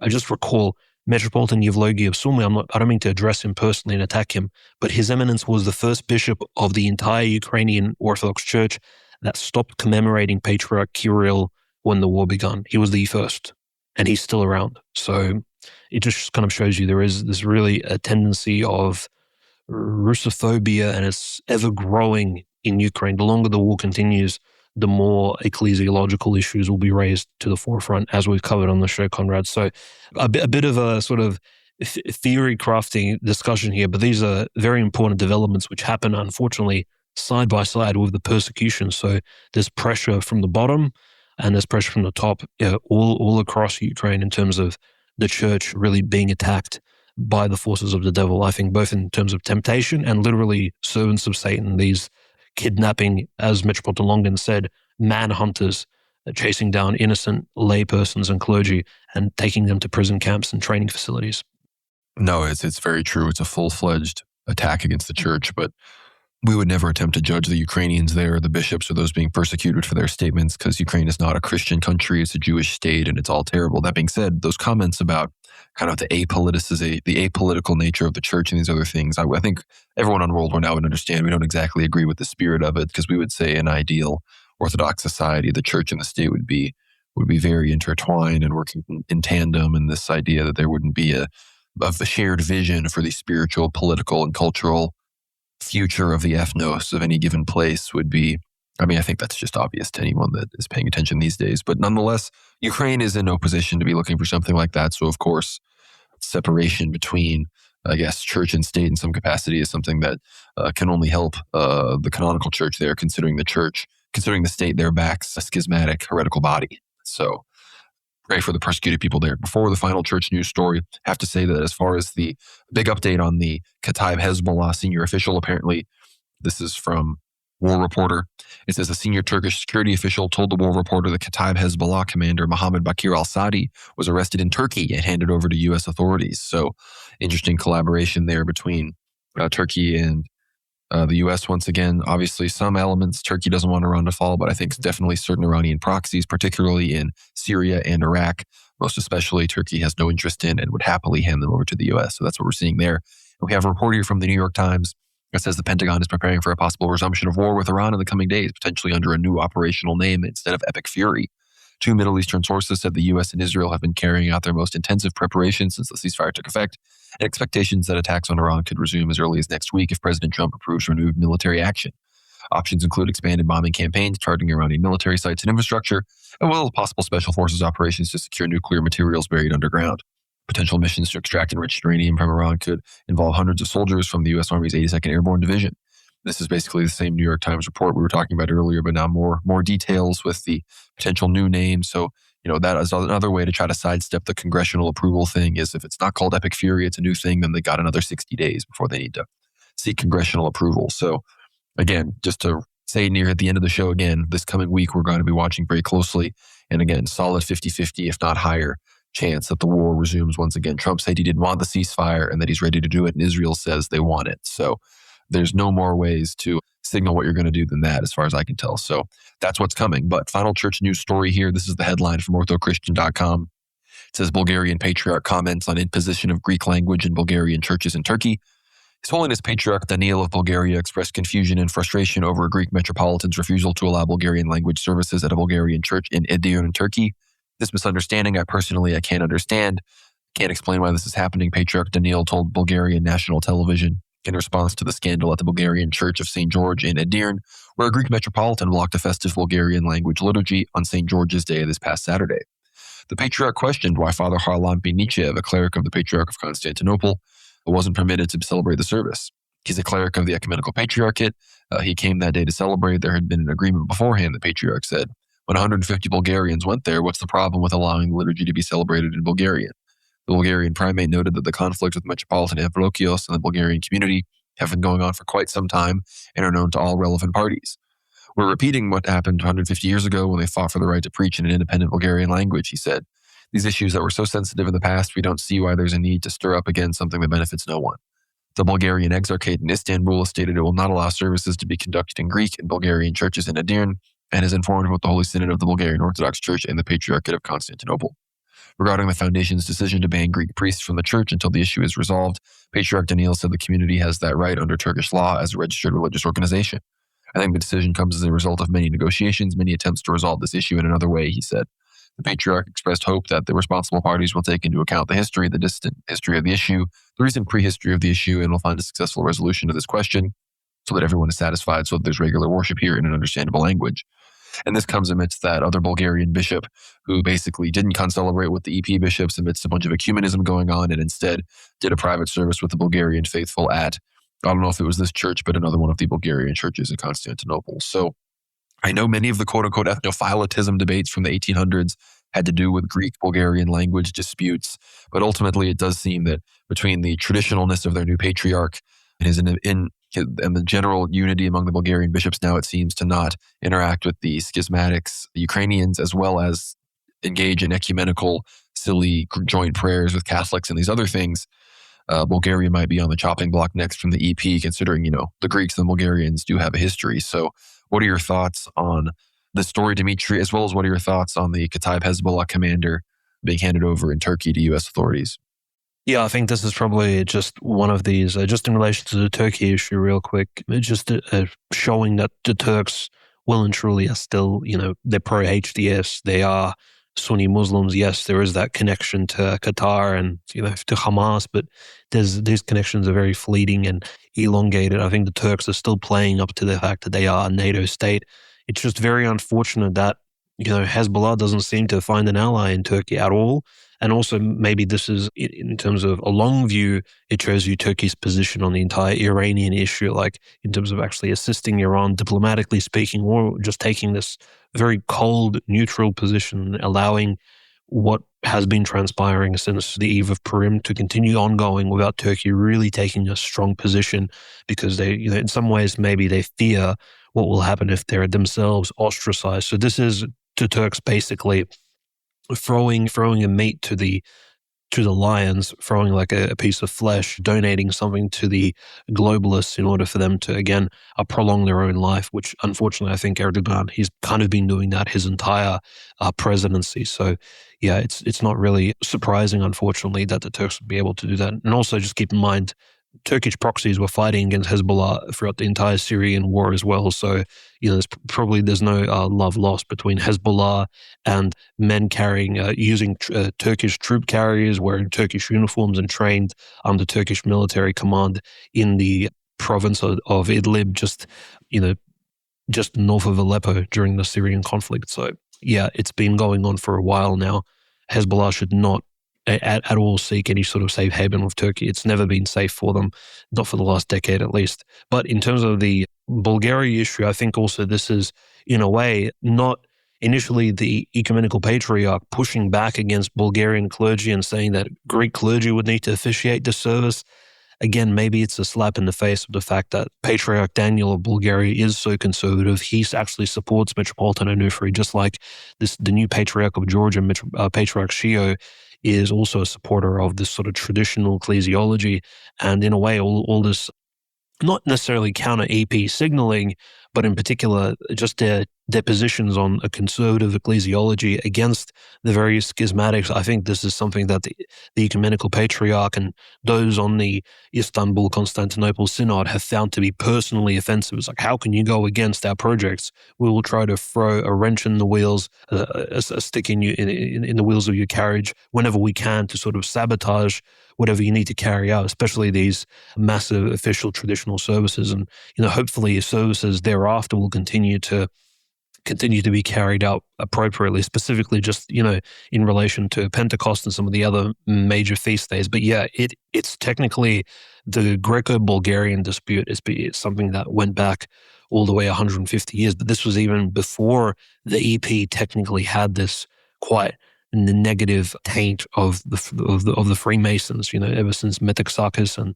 the 20th century. So in some cases, we can almost say that the Ecumenical Patriarchate has become more rotten since those first councils, where maybe the disputes were actually valid. Herein, like, the times have really changed 150 years later. These modern day disputes, there's almost no gray area. It's very clear who is correct and who isn't. I would also just add one little point, is that obviously I'm not sure what the exact traditions of the Bulgarian Exarchate were in Istanbul, whether or not they always had to seek permission from the Ecumenical Patriarchate in order to conduct services in this or that language, or have certain priests officiate. However, I mean, it just would be interesting to see. It's not just permission from the Turkish state. Technically, ecclesiastically speaking, if they exist on Turkish territory and on the territory of the Ecumenical Patriarch, they would need initial permission. However, if that wasn't a tradition that existed, then in fact what they're doing is completely fine. So I don't mean to say the Bulgarians are completely innocent. I think, see how this story sort of plays out. But at this point, the Bulgarians look like they're being somewhat punished and harassed by the Ecumenical Patriarchate in order, before their strong positions on Ukraine and other subjects, and obviously not being anti-Russian.